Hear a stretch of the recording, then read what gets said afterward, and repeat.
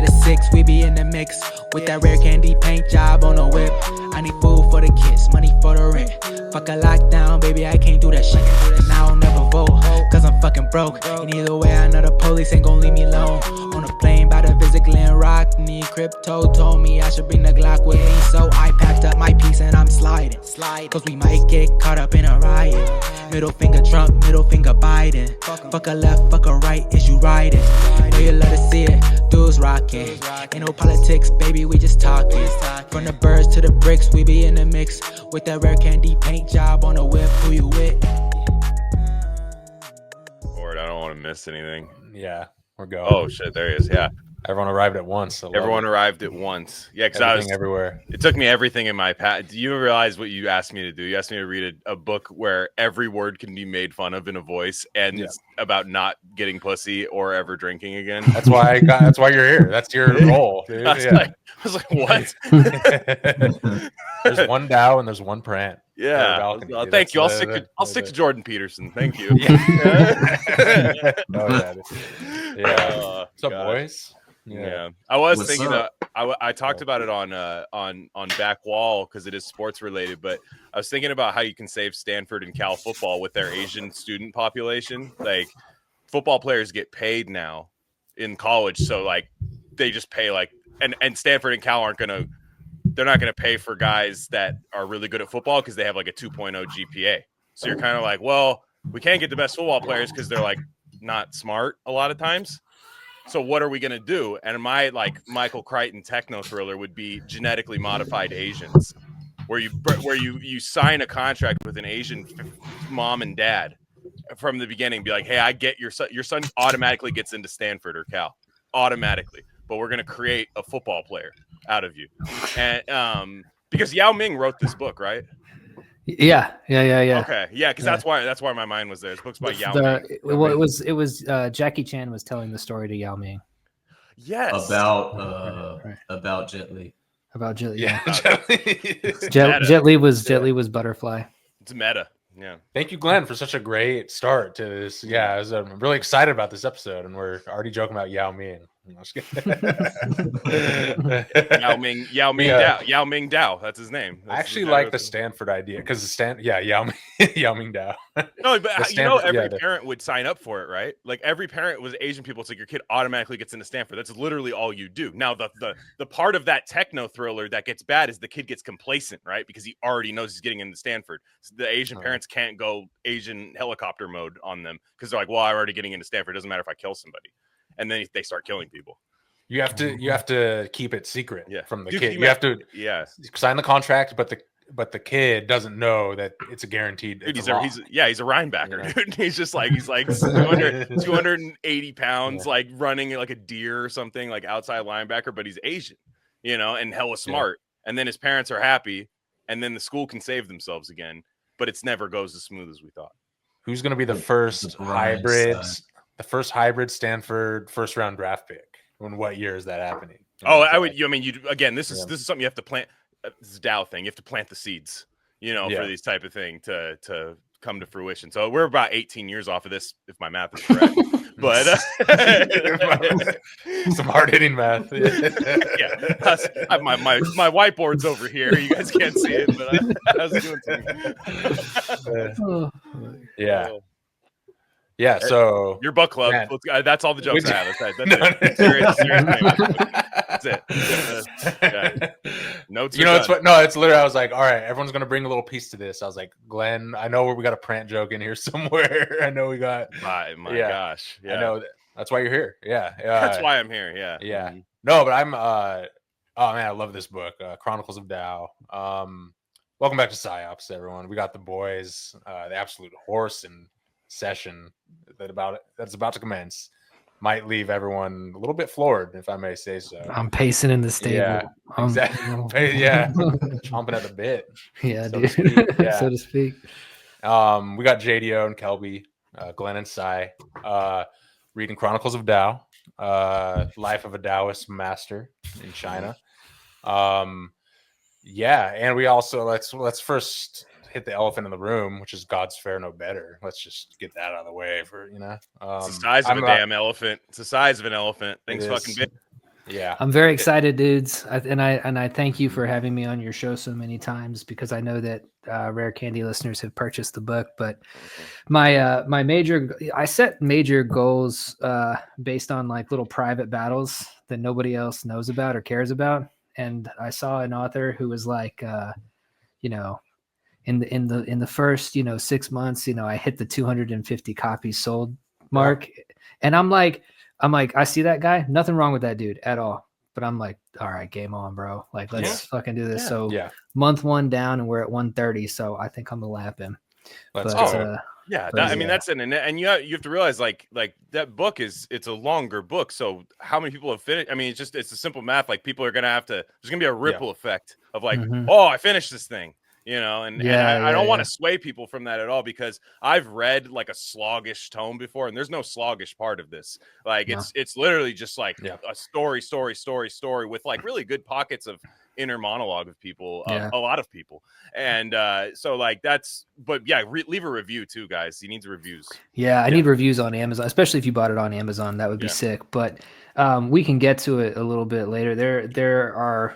I have a lot of bullet points for this book. I know that StreamYard cuts us off at a certain point, so I'll try to we'll horse we'll sneak it. But I just say I'm halfway through God's Fair No Better. Buy it, guys. It's great. I love it, man. It's so fucking good. I love so far without saying and spoiling anything. Who's your favorite character in that? Antler Boy, dude, all the way. Not even a question, dude. Come on, dude. Dude, does go hard. The arc is like pure. Like, again, not spoiler alert. I won't go too far, but like, dude, the maid arc, and then just and then I'm at the point where he awakens consciousness again. Nice. And nice. Dude, I'm loving it, dude. It's so good. And not to, I don't need to like compliment you face to face, but your writing stuff, it's so okay. Your dialogue is great. It's very succinct, but very profound.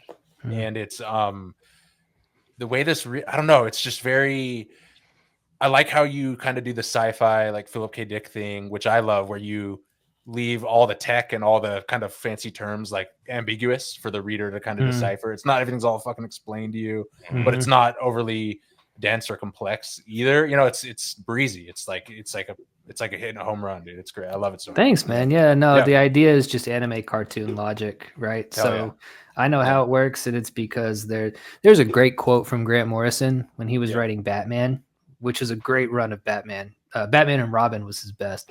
But he was at a comic book convention, and somebody asked him a technical question. They said, "Hey, what kind of engine does the Batmobile have?" And he goes, "It doesn't have an engine because it's not real. It's fake." And that's kind of how I like everything, like the yarn and all that shit. Like it works in my head, but like if you were to ask me, what are the technical specifications of how it, and where did it come from? And I'm never going to midi-chlorian this book, right? It's like it's just there. That must have been an absolute atom bomb to the Batman fans. Like, what? What do you mean it's not real? Okay. Oh, it's not real. Thanks, Grant. Okay, I guess I'll just go fucking kill myself. I guess if I slit my throat, that didn't happen either, Grant. Also, no, this blood is nothing. It's not real. Nothing's real. Everything's real. Nothing's real. Chronicles of Tao. It's meaningless. Yeah, exactly. Yeah. And also, I like how there's obviously it's you, and it's it's our sphere, whatever our like thing is. You're the cultural moment that we're in, or whatever. You're sneaking in little things, but it's not. I don't know. I cringe whenever I see people go like way too heavy-handed with online references, or when people try and like bring stuff into that world, and you thread that needle so perfectly, where I'm like Leo pointing at the TV meme, like, oh, I see it, but it's not like, it's not heavy handed at all. And I love that aspect. Like, I love I'm right at the parts where you're clowning on like peer reviewed science and shit. And you just pepper it in, pepper it in. It's all very based. And it's really funny because I've seen some reviews on Goodreads from people who have like TBS and they give it 5 stars. And I'm like, I did my job, dude. Yes, like, exactly. That's completely snuck in. But and I don't know whether this will turn people off or not, but I actually, this is the first time I've ever put this thought out, Agitator or otherwise, but I realized how heavily the book itself and the writing style is informed by these kind of podcasts that we do, like whether it's me and Kelby on Agitator, the 4 of us, whoever. the chapters are meant to kind of reflect that. And I think that's why it bounces, like it digresses so much into shit. It's like, we're just going to follow whatever you guys would have to give it this stamp, right? But I feel like it's the first certified horse book. Well, as somebody who's probably read it more thoroughly than anybody, there will be a bigger fan than me one day. That's just the way it's going to work. But right now, I'm the biggest God's Fair No Better fan. Like I know I've read it twice essentially. Right. For those that don't, you narrated the audiobook, and that's for those and you just finished, right?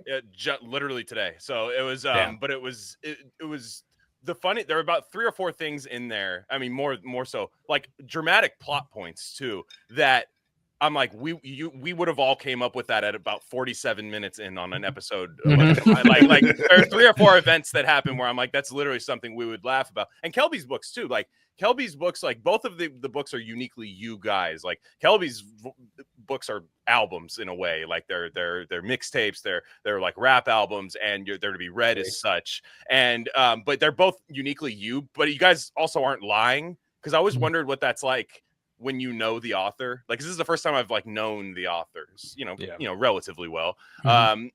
Because like if you knew like, you know, David Foster Wallace or somebody, and you were like reading his like deeply personal shit, you're like, dude, that's like, come on, like you're a fucking liar, dude. That is not how that went. You know what I mean? Like, and you know what I mean? Like, so I'm like, talk about Butt Chug Dave. Butt Chug Dave wrote this. Yeah, I know. Dave the gay guy. Dave the gay. He's having sex with girls in this. He wears a bandana now. Yeah, that's his cover up. Yeah, he's crazy. Yeah, I know. I was just thinking about that, because it does pass. Like, because I guess like after a while, like all the books are uniquely stuff you guys talk about, but it's still a book, right? It's not just musings of Broken River, a collection of musings of us, you know, like it's not that. So that's, and I didn't have this fear, don't get me wrong, but I'm just glad that I don't have to pretend to like it, because I know you. It is true, man. To be fair, we never have on here. It's actually pretty amazing. I got somebody has sent me their book, and I've got like 20 pages, and I was like, this is not like, and I just didn't talk to them again. And canon fiction's not always like, I was listening to your Stranger episode today, which is great. Or Plague, but yeah, same right, thing, right, Plague. Yeah. And y'all were like going. I'm like half an hour into like it, and fake, the fake.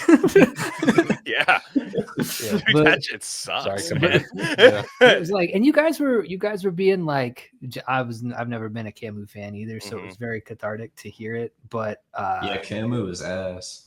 Yeah, no, 100%, dude. And it's like, and it's so hyped at like RFK Jr. Like, you got to read this fucking book. Because he's a lawyer. It's because he's a lawyer. RFK's a lawyer, and that Camus is just a lawyer writing a book about, like, I don't know. I guess there have been lawyers that have written books, but you know, and they can be better than that. But it's very like, but what if this? But what if that? But what if it's actually a third thing that I won't tell you about, and it's just that, and doesn't matter if it's something else. And you're just like, all right, man. Great. And I haven't read The Plague, but it was like the big twist in it is the narrator is the main character.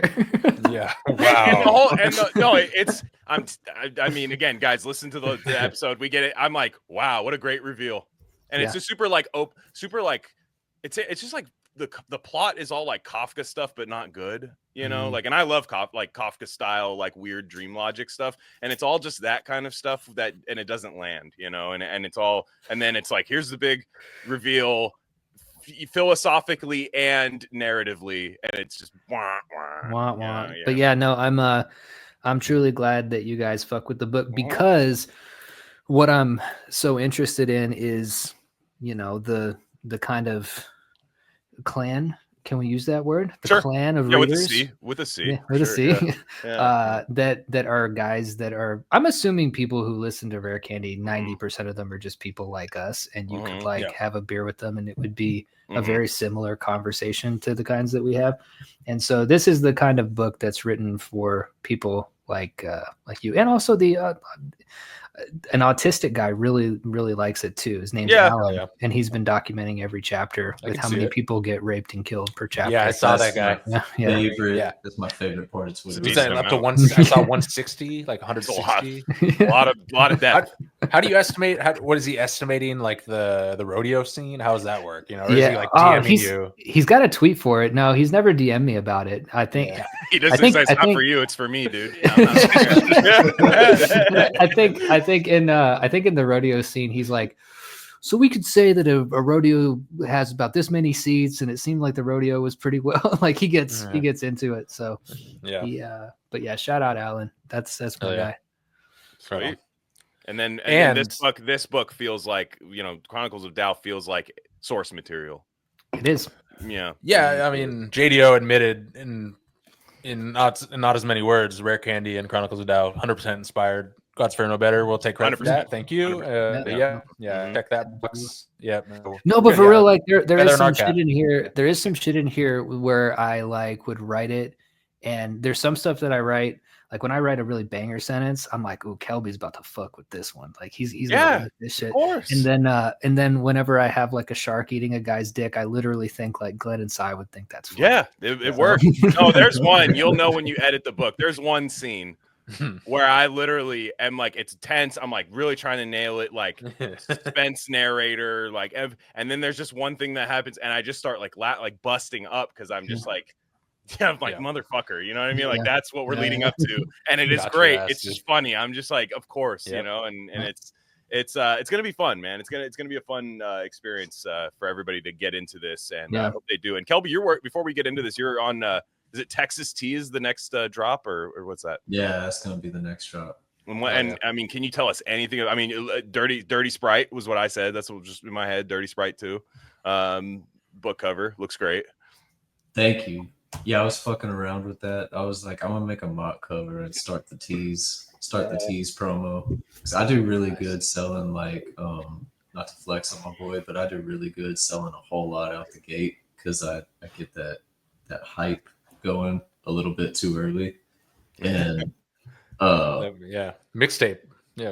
Yep, that's what it is. It's literally a mixtape. Yeah. It's my hood rat war based Yellowstone.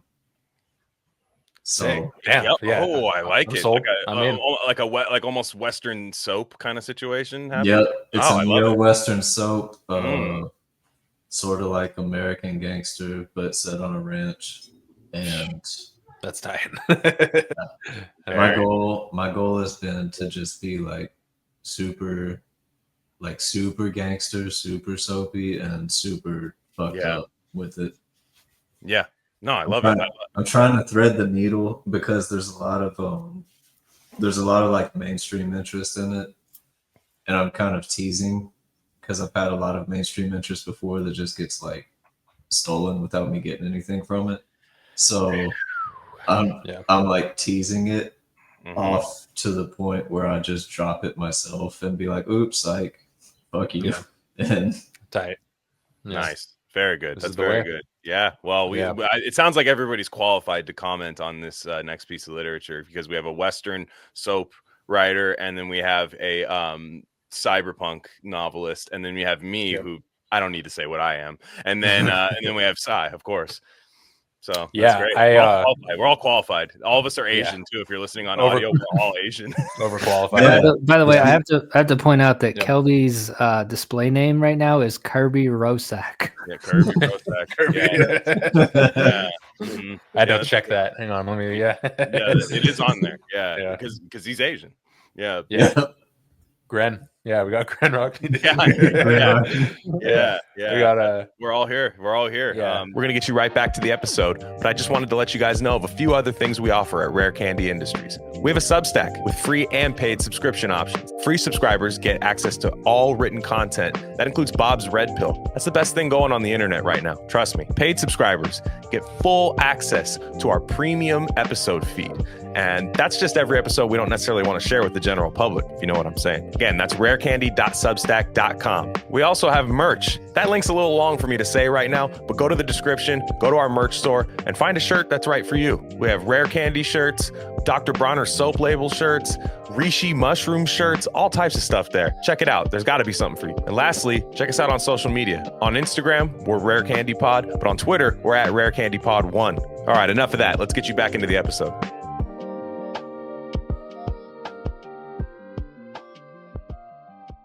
This will be the most, I don't think there'll ever be an episode where we make fun of the thing that you probably love so much. You know what I mean? Nobody that's going to cover this is ever going to make fun of it.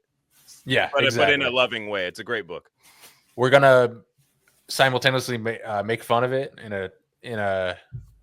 a boyish way, and also treat it better than any other show or podcast has ever done. That's just what we do here, you know. And that's what I tried to find some podcasts on this, including some podcasts with the author, and no disrespect, because the GOAT wrote this book, so I'm not hating, but he's very dry.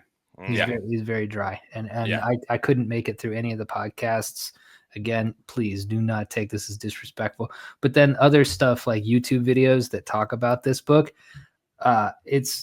it's like a guy in his library talking about the book, and I'm like, we might be the first entertaining podcast to cover this book.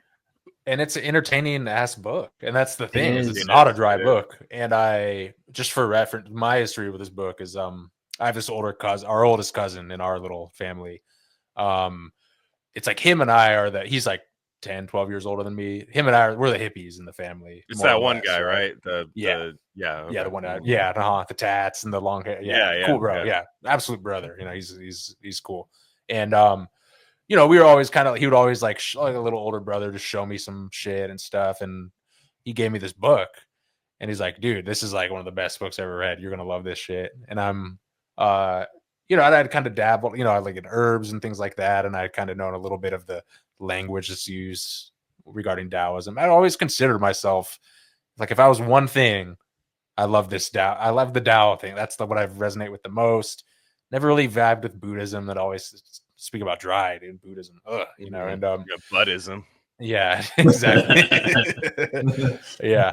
And then I just started reading this book, and it's an ample book. It's a lot of pages, pretty thick, and I just flew through it like faster than almost any other book. And I've read it and it floored me. And I've read it about 4 or 5 times since, and rereading again this time. I think it is like top 5 for me. It really is one of my favorite books. And I don't know, it's just so, I mean, we'll get into it, but first of all, this is a real guy. It's a biography of this guy. But the stuff that happens is so wacky and insane and so paranormal that you don't know, you know, like kind of like with the Way of the Peaceful Warrior, he's kind of like, none of this is real, is it? He plays that whole weird, like kind of 80s new age trick, you know, where like Carlos Castaneda thing. Like, what is real? You know, this shit, he's like, no, like we beheaded this guy, and then we were also vibing with the cave monsters. And the way he says it sounds so like, it's like, oh yeah, that's just what we do. We're Taoists in 1930s China or whatever, right? And so we'll go through this chronologically, but first impressions from you guys, I want to hear. And Glenn, because this is like another, it's 3 books mashed into one, I think. And I think you got the first one, right? I read the first part. I did the audio of the first one. So it's funny, like I was thinking in my head, like how I was going to talk about this. I would be like, because I feel like I got it, right? But then what would a Taoist say? Like, you think you've got it, but until you repeat the process 9,000 times, doing the exact same thing, no matter what the circumstances, no matter what's at risk, no matter what's at play, then you've got it. But it is kind of, you know, a lot of these books like this. I mean, the Bible's like this and everything. There is a basic point to it.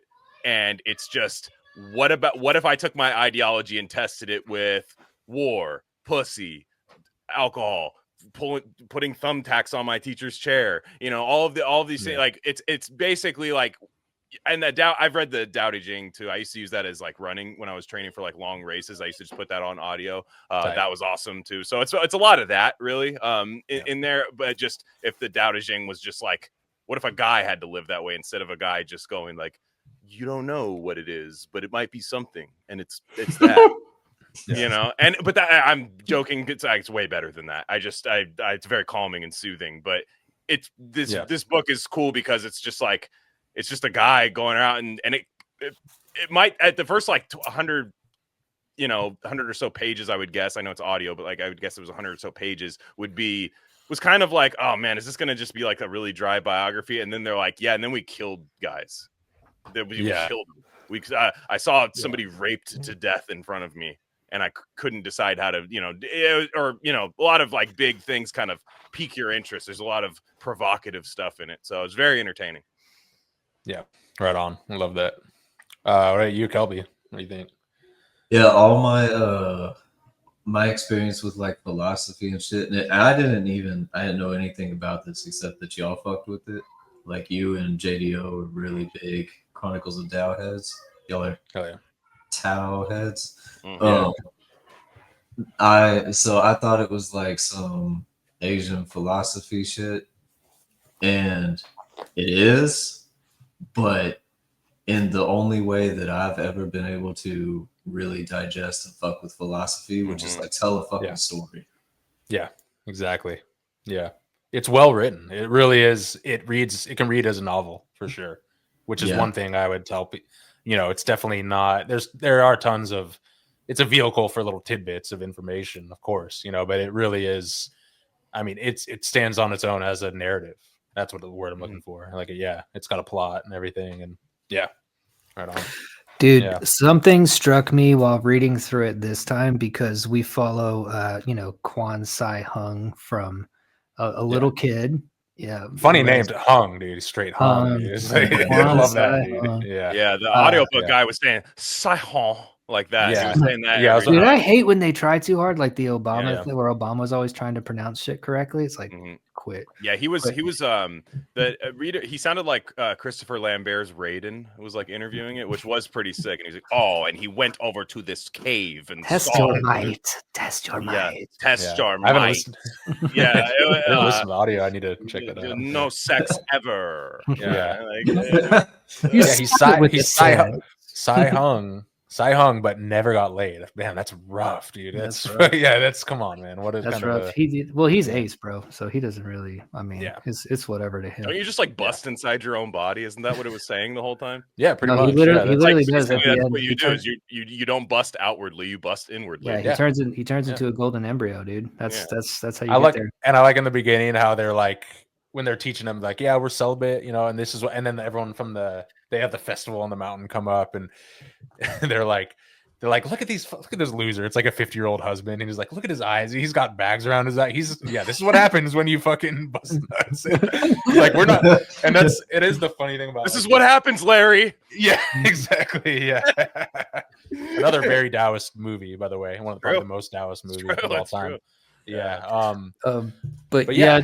No, something that struck me, and I just want to put it out there. We can take it or not. Like the second time that I read through it this time, you know how a lot of books are like, this is like a fucking acid trip, bro. And it's just weird. It's just like a weird hallucinatory, whatever. Mm-hmm. This book is actually like an acid trip. Yes, dude. Because it takes you through, like in the same way in an acid trip, like when you think that you're like there was this, I ate like a 10 strip with my friend, and there was like this whole journey where we yelled at people who were in the freezer, and then this whole other journey where we smashed a bunch of potted plants and like covered ourselves in soil, and then the whole other journey where I was like Mads Mikkelsen in Valhalla Rising, and I was like in the mud because I was like a warrior that was chained up but needed to be released.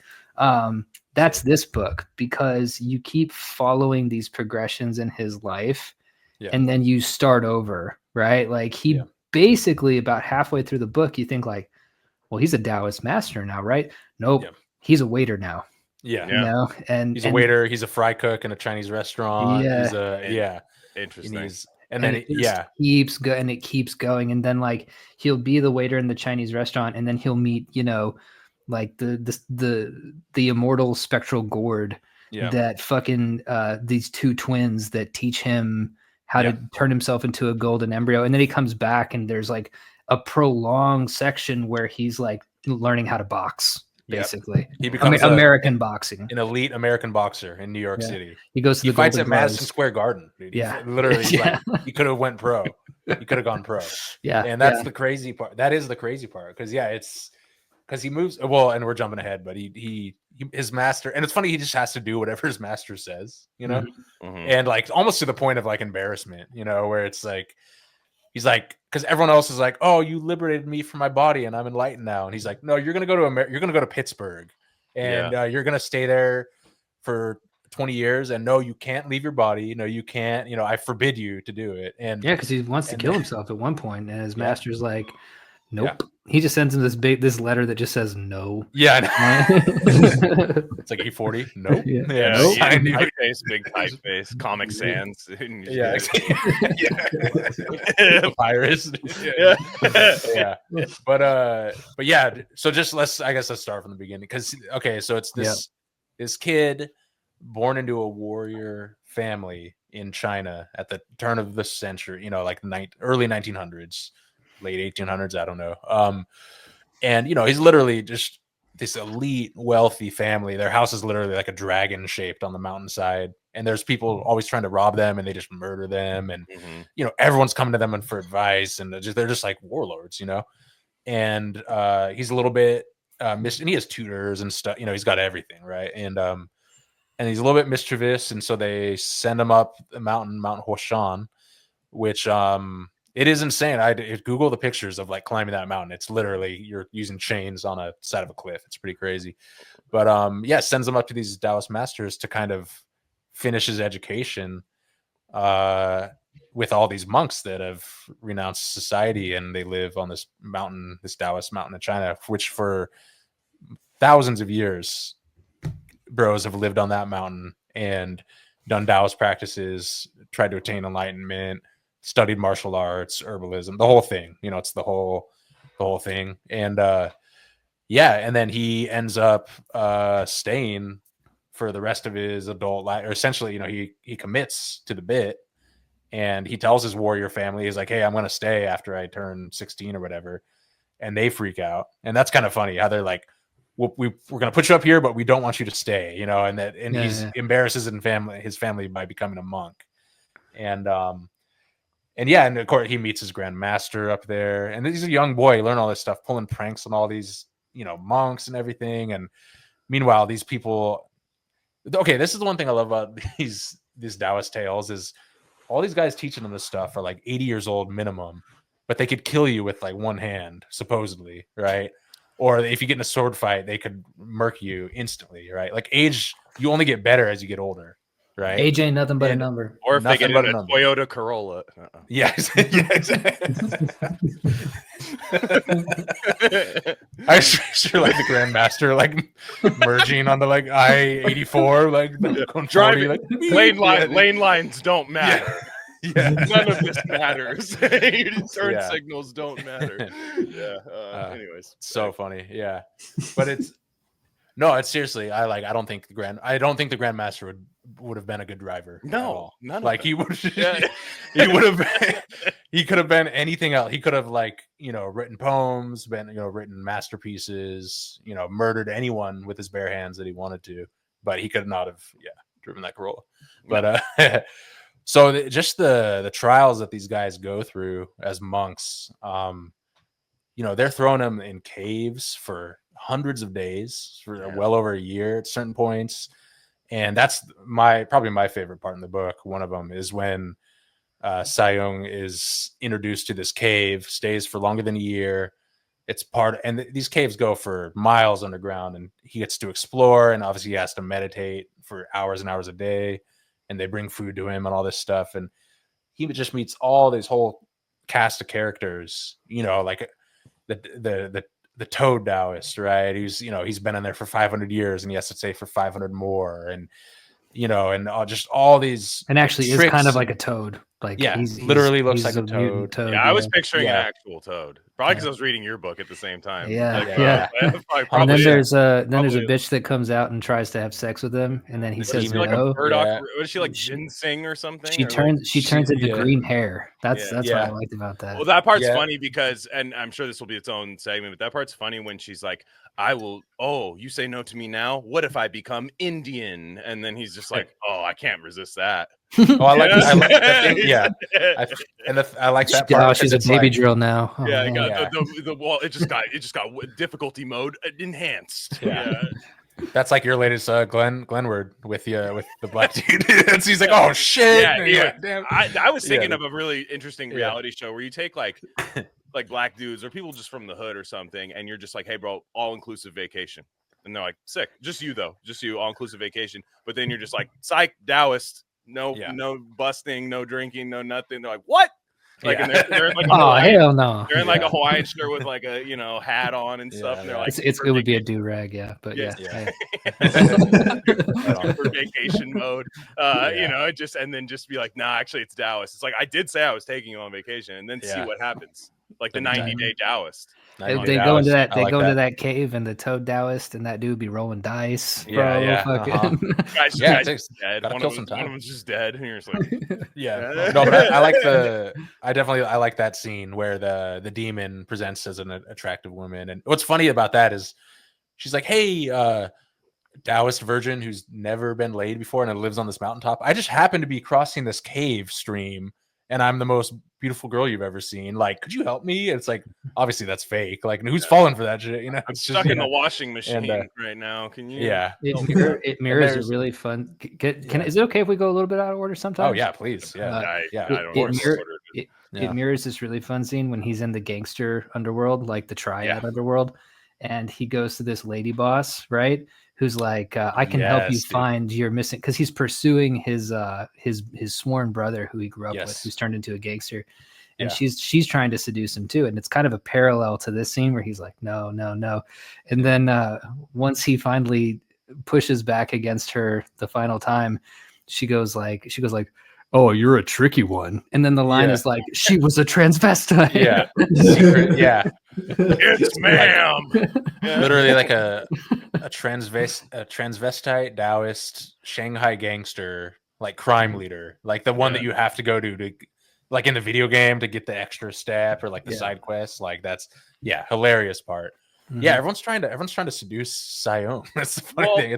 I think you need to explain Taoism before we do any of this stuff, because people are going to go, well, why is it? Why? So, because a lot of people will go Taoism, they think it's Buddhism, I think, most of the time. To be fair, I did too until I read it. And to be fair, I still kind of do at times. Okay, let me tell you. I don't know if I could be good at defining it. And by the way, the Tao that can be defined is not the Tao. So all right. Quest, right? And what is a woman, dude? And by the way, what is a woman? Yeah. And by the way, like Taoist, do you spell it with a D or a T? Yeah. If you're concerned about that, you've already lost the plot. You're never going to be one. Fuck off. It's like, you're already lost. Yeah, because you see, it's just like another of those things. You see guys try and like especially and all love. Like I'm one of these guys. You see the hippie American guys sometimes try and emulate a Taoist, and they wear the hair the certain way, and they got and it's like, bro, it's just you're just cosplaying. But anyway, can I try? Yeah. Well, let me. I just wanted to say. Yeah. Okay, so what interests me about Taoist is honestly less the philosophy, because the philosophy is great and it's very profound, and it's it seems very weird and wishy-washy when you hear it at first, and it's kind of and then sometimes it sinks in and it's like, whoa, there really is something here. But the most interesting part is what these guys are doing on the mountaintop, and that information that leached into the world, because when you start to do the stuff that they tell you to do, take these herbs, breathe this way, study these things, meditate this way, not this way. When you do it, the shit works, and it works way better than the Buddhist meditation, way better than, like all, not hate, everyone's got their journey or whatever, but these guys know what the fuck they're talking about. And cherry on top is like, honestly, the sexual, advice, where all the emperors back in China had Taoist masters on their court to teach them how to, obviously, and they're so they're celibate on the mountaintop, obviously, but the whole Taoist thing, just to go off on a little tangent with it, they're not judgmental about, they're not like Catholic monk celibate, they're doing it for a very specific reason, and they'll be like, hey, if you want to start a family, do this, if you want to have a bunch of concubines, and have a harem, do this. If you want to be a monk, do this, but make sure you're doing it. Make sure you're flowing your energy right, whatever path you choose.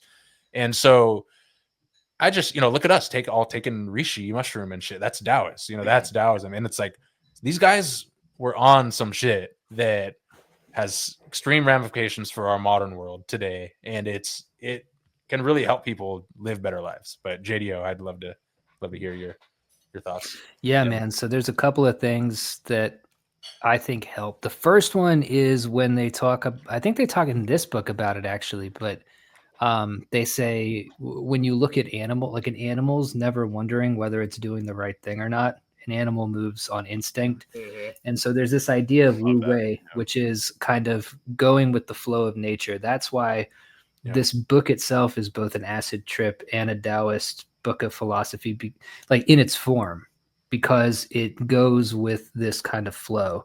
And so Taoism in every aspect is looking for you to not resist the natural flow of things, right? So Sai mentioned herbs and breathing and sleep and sex and fighting, and just when you adopt kind of Taoism, you're trying to move towards, in this book, they put it as destiny and fate, which I really like, because a lot of people think of destiny and fate as the same thing, an ultimate end. Mm-hmm. But in the Taoist conception, the destiny is what you move towards when you allow nature to take its course and for you to not be caught up in your own bullshit and kind of follow the way. And fate is when you succumb to those things, right? When you can't get out of your own head, basically.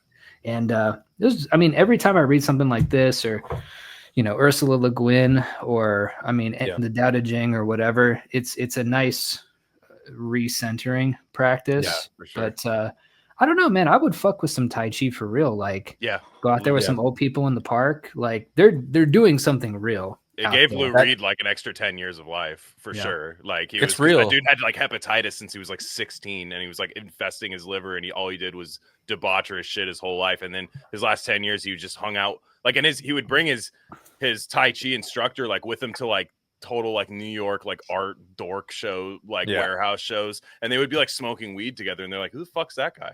They're like, oh, that's his Tai Chi instructor. And the guy was like still very much part of the world and everything. And very just like doing, and he's like, oh yeah, I'll fuck with that dude, and whatever. And but if you ask him about it, he's like, well, whatever. And he would teach these guys. I mean, there's something to it. I mean, you see these like 90-year-old Asian people walking around, rain, sleet, or snow, doing the little windmill things with the arms. Like it's keeping them alive. It's probably real. It's real. When I worked at, I did a year at a retreat center where I volunteered and then was hired, and it had a bunch of these types, of guys and stuff. And kind of the leader, he was like a medical doctor, super hippie, 70 years old, into all these practices, looked 50 years old, super like just wise kind of guy, and took tons of Taoist herbs. And then his kind of right-hand man, this way younger dude, he was a weird guy. He was interesting. He had completely like silver hair, like silver gray hair. He'd gone completely gray as a young dude, but his face looked like a teenage boy. It was crazy, like a super youthful face. And he was really into Qigong. And I did a couple, so he would just give us little free sessions and lessons and stuff. And just like 5 of us, and he'd walking around like, okay, do this. And he got me in this spot. He's like, literally just like, not even the windmill stuff, like, which is real for sure. But he was just like, all right, turn your palms this way and your shoulders back this way, and breathe this way. And I was just doing these little micro adjustments, and I was breathing, and all of a sudden my chest got like so hot. Like we were just in this room and I was not moving. And then he comes and puts his hand on my chest. He's like, oh yeah, you're moving some chi, dude. And it was like so palpable, it was crazy. Yeah. And then we fucked. No, no, I'm glad you told the real end of the story. I remember you were really excited after that. It's like, oh, you're really moving some chi, dude. But no, it's real. My dude. name's Chi. Yeah. Chi. But that's the thing is like these little we're able to do that in our spare time, like fucking around. Like, oh yeah, just move some chi. I do qigong 5 days a week for 30 minutes. What's it like for these guys living on the mountaintop with 10,000 years of tradition doing this full time without having to worry about like literally anything else? You know, you don't have to worry about anything else in your life. Kind of seems nice, especially when he contrasts it with the American life. Yeah, you really think like, oh fuck, it would have been so sick to have been Chinese back then. Yeah, like in China, not when like Mao was out there. That's another funny thing. Like he really is like he's like Forrest Gump, dude. He becomes a politician at one point. Gump, I didn't think of that, dude. It's crazy. Yeah, he literally is Chinese Forrest Gump, and it's crazy. And that's what I love about this, because it's you go through all these crazy paranormal experiences, which the casual reader would just be like, oh, okay, they're like a Sam Harris would be like, they're making that up, or they hallucinated that in the cave. It's endogenous DMT or whatever. They come up with something. I think it's real. I think this shit really happened. I think every part of it. 100%. I think none of it's like metaphorical in any way. You don't think? What's weird, so I think Chinese culture in general, they do have a tendency to kind of exaggerate certain things. COVID deaths. Remember they were dying in the streets. That's why that was in my head. I was like, Chinese. But what's weird, and I think I've mentioned this on this pod with this same group of guys before me right now. Imagine if you're Googling this fucking episode and you're just some libtard. I love this book so much. Well, the Taoists, they wouldn't be down with the fake COVID deaths, 100%. No, and they could cure it for sure. China now is not Tao. That's I mean, we learn. The book goes into it. Communism sucks. It does. Yeah, the book is extremely anti-communist. And Japanese too. They hate Japanese people, which I mean, rightfully so. I guess my like questions about this coming from the more Abrahamic religions or whatever, like where it's kind of like you will fuck up. Yeah, Gabraham. That's his name. Yeah, and I always get the name wrong. I always get the name wrong. You know, you've been reading scripture, dude. Gabraham and Isaac. It's erotica. Putting the he in Hebrew. So I guess like the beauty of those for certain people, even though they can be kind of oppressive in a way mentally, I'll admit it, is that you aren't perfect at all. You will make these mistakes. Yeah, guaranteed. Literally guaranteed. You're gonna fuck up like really, really bad. And there's a way out. Whereas the Tao, like, what would you say is kind of the order of operations in that regard for Taoism? I guess it's weird. It's kind of I don't know. It doesn't really. It's kind of meandering. I was trying to figure that out too. It's cold. There's a coldness to it too. There's a kind of a kind of, I don't want to say like heartlessness, but it's very, it's extremely neutral in a way, and I would say maybe that is a drawback of it, because I am like a new age, like all love, like love and everything. I think that is part of the Christianity too. I think the best, like, I know, again, I'm not like, I haven't read the Bible cover to cover. I've never, practiced Christianity hardcore, so I don't want to, speak to that. But I would say, just from what I see from other people, it seems like Christians could do well to maybe introduce a little bit of this weirdness, maybe a little bit of some of the practices, some of the actual, like, you're never going to learn how to move chi in the Bible.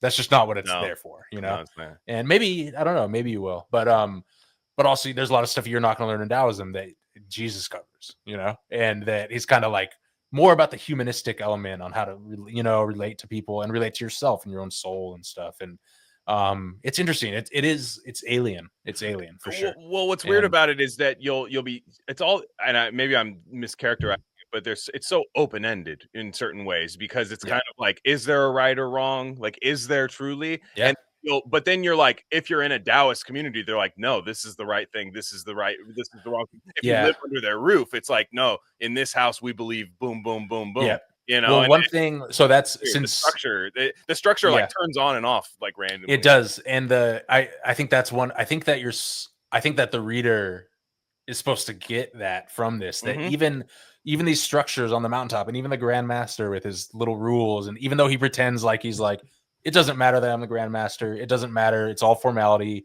blah blah blah, but you could tell he's like a little bit like, yo, I'm the fucking Grandmaster, you know, he's like a little bit. And I think, and in the latter 2/3 of the book, Glenn, I would say, because he meets the, like what JDO was talking about, he meets the two wandering Taoists who don't have a school, who don't have, everyone knows each other, they all know the Grandmaster, they all know each other, but so they teach him a lot about, they're way more like lax and way more just kind of, you know, they don't have a home, they don't have, and they're just wandering around, you know, vibing out, and they never get attacked by animals or bandits or anything, which Sayong finds interesting. He's like, this is the safest I've ever been, is just wandering the streets in the woods with these two random guys.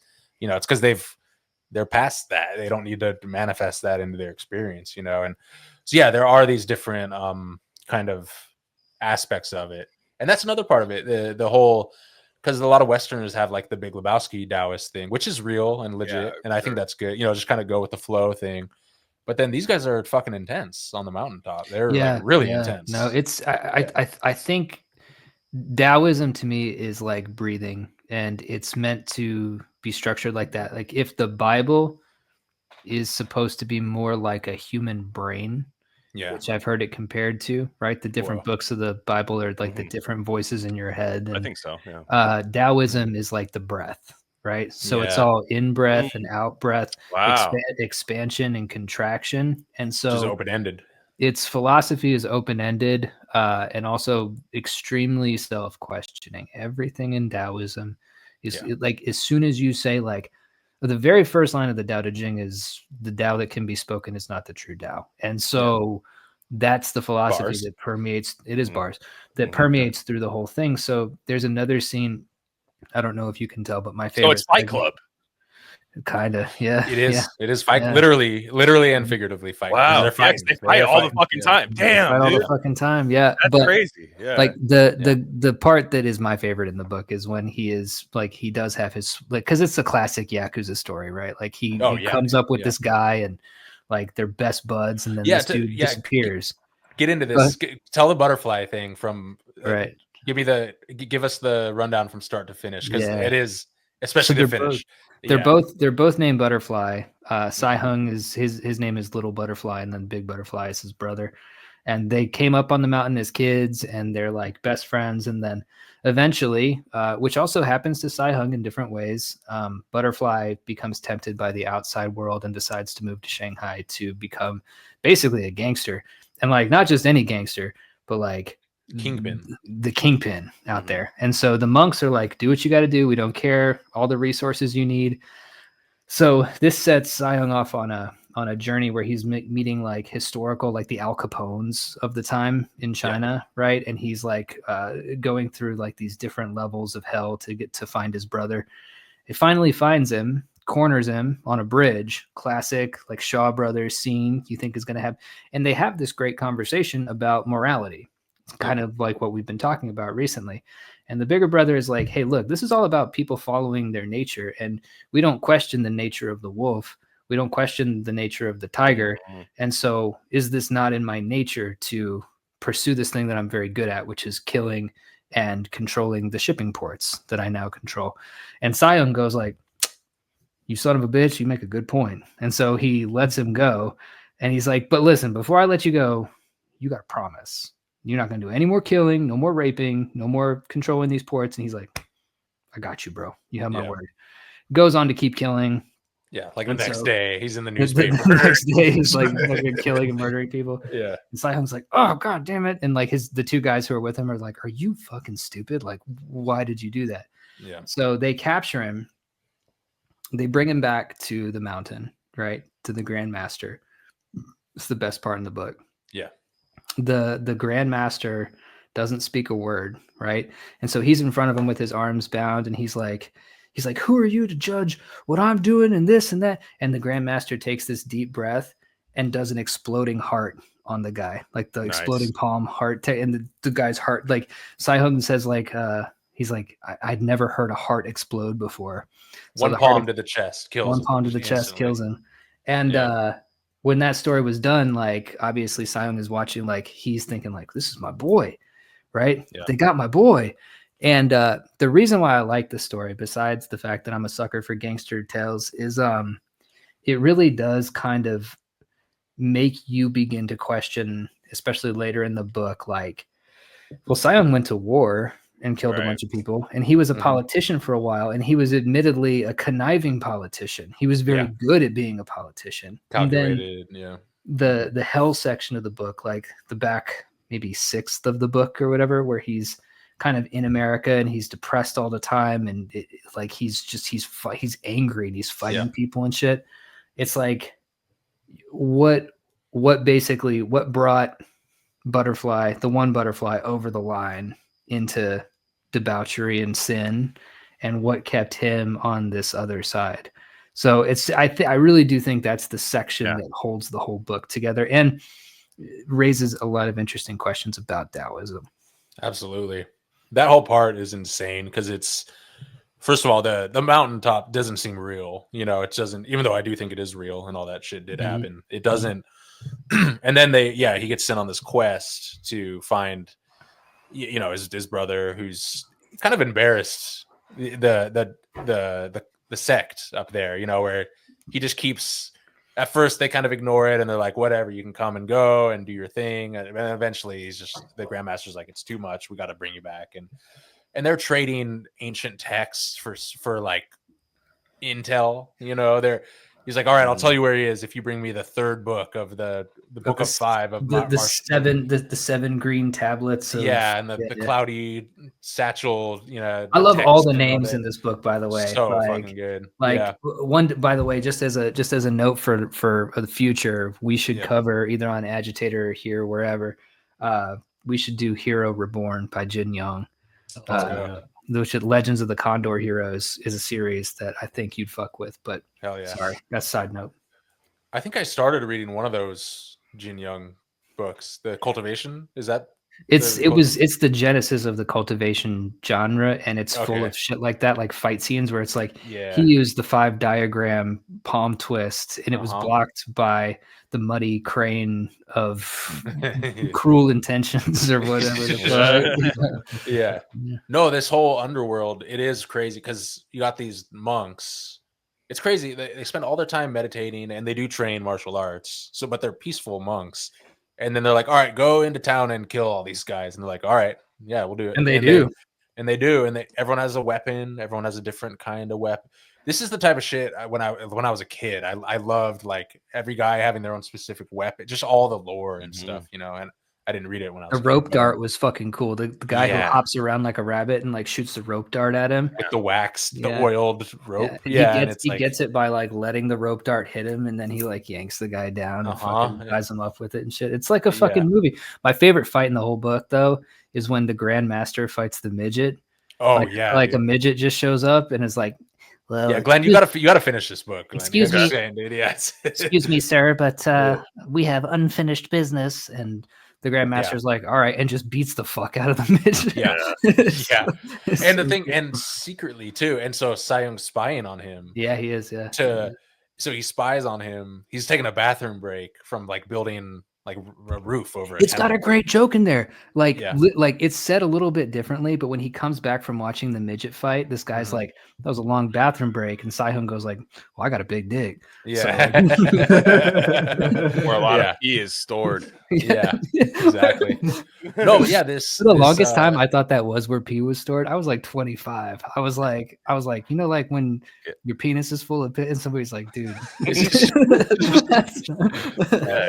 Yeah, you don't realize it's alchemy, where it's all alchemy. I was literally like 25 years old. I was like, "What?" It's like it's your bladder. I'm like, "Yeah, but your bladder, like, and your penis, they're like balloon, dude. It's the same thing, right?" I do still That's love so hearing about the guys in the beginning talking about the guy who just decided to try every herb because he was the first guy to try every herb. Yeah. You know, like which is a pretty sick vocation in life when you have like pretty much anything in the world. Like you don't need to produce anything in the world, right? My dad knew guys like that in Haight Ashbury with drugs in San Francisco in the 60s. Yeah, dude. I know He's guys like that now. Yeah, he's like we'd bring drugs to this guy to test, and he'd be like, "All right, give me an hour." And dude, a human fentanyl test guy is crazy. Test for it, dude, He like died. Like I mean, that'd be that'd be like some like Reddit like the boys type gag or something. Like is the guy like he's on a junkie and like he's the one to test the fentanyl since he can't die or something. Like just something leaner. Yeah, something like that. Yeah, no, those guys. And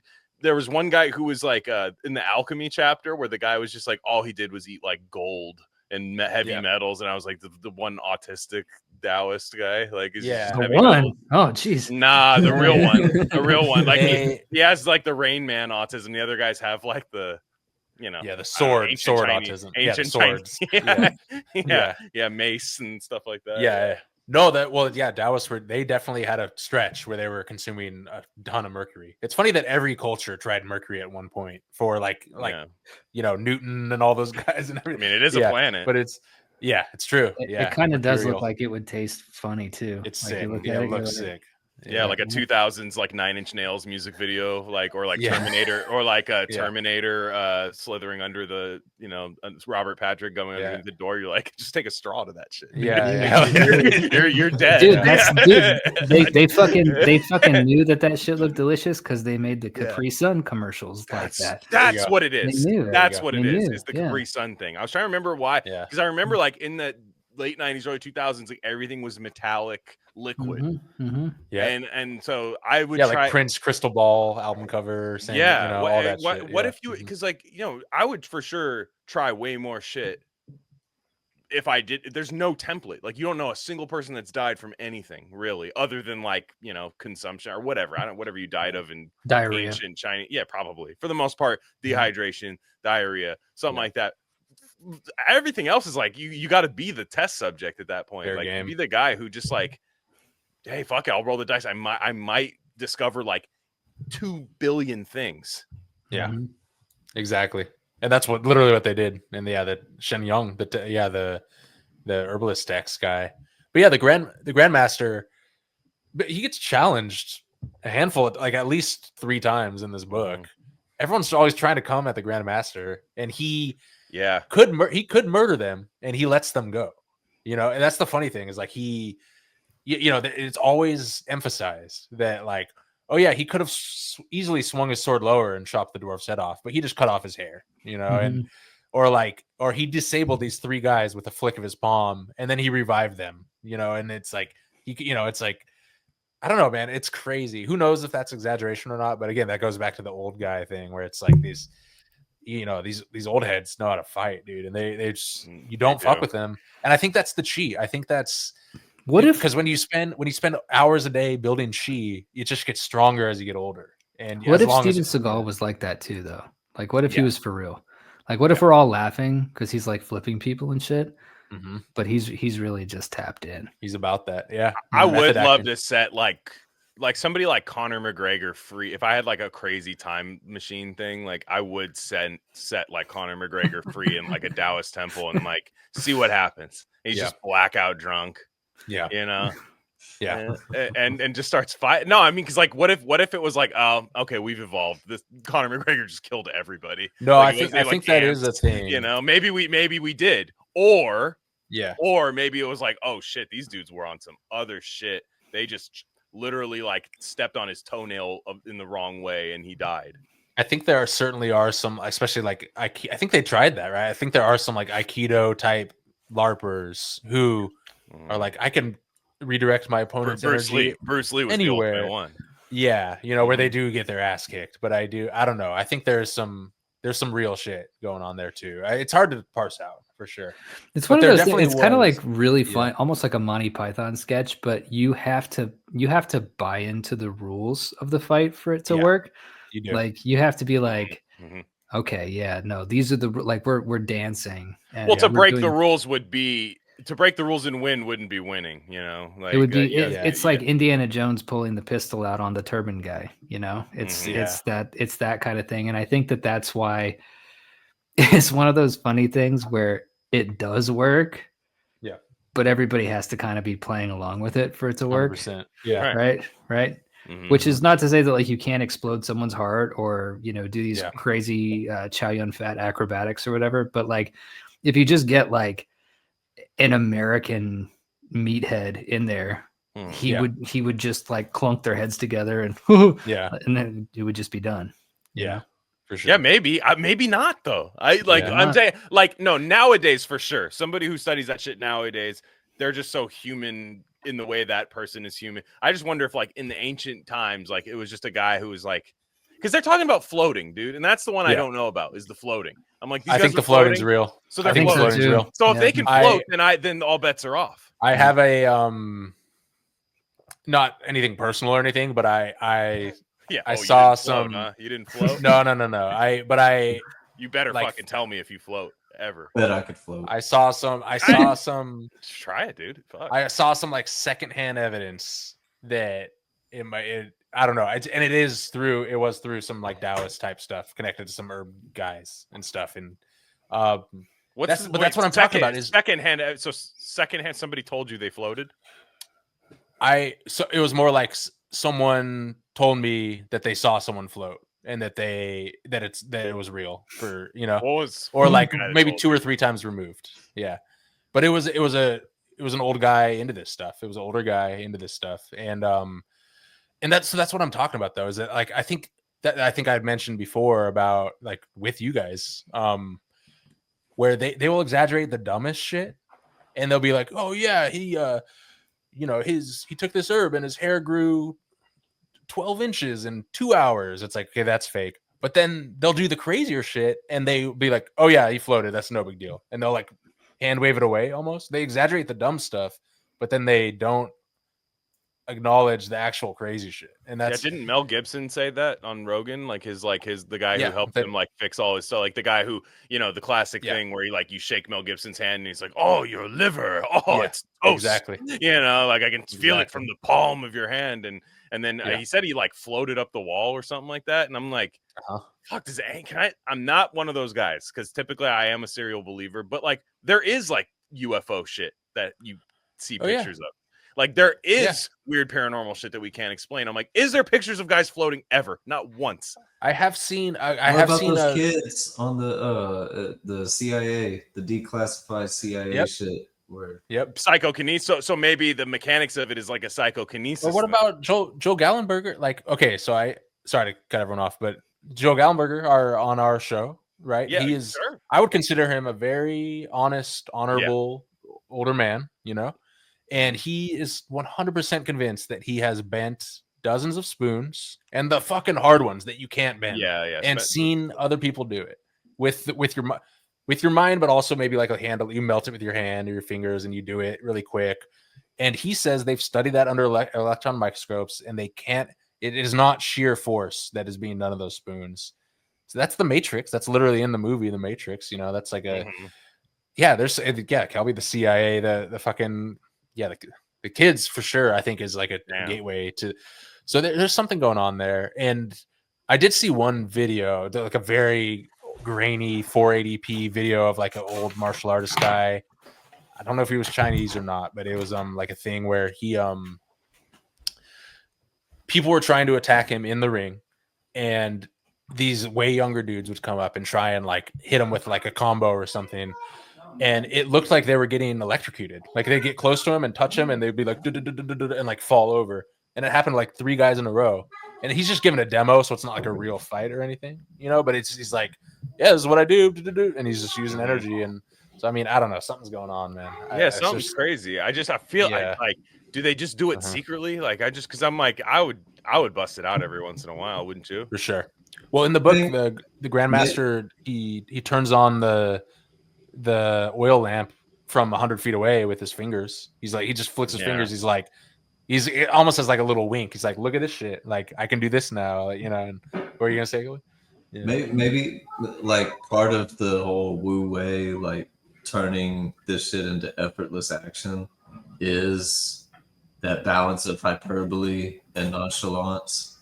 Yeah. Where you're like, you take something like, I've got a 36-inch dick.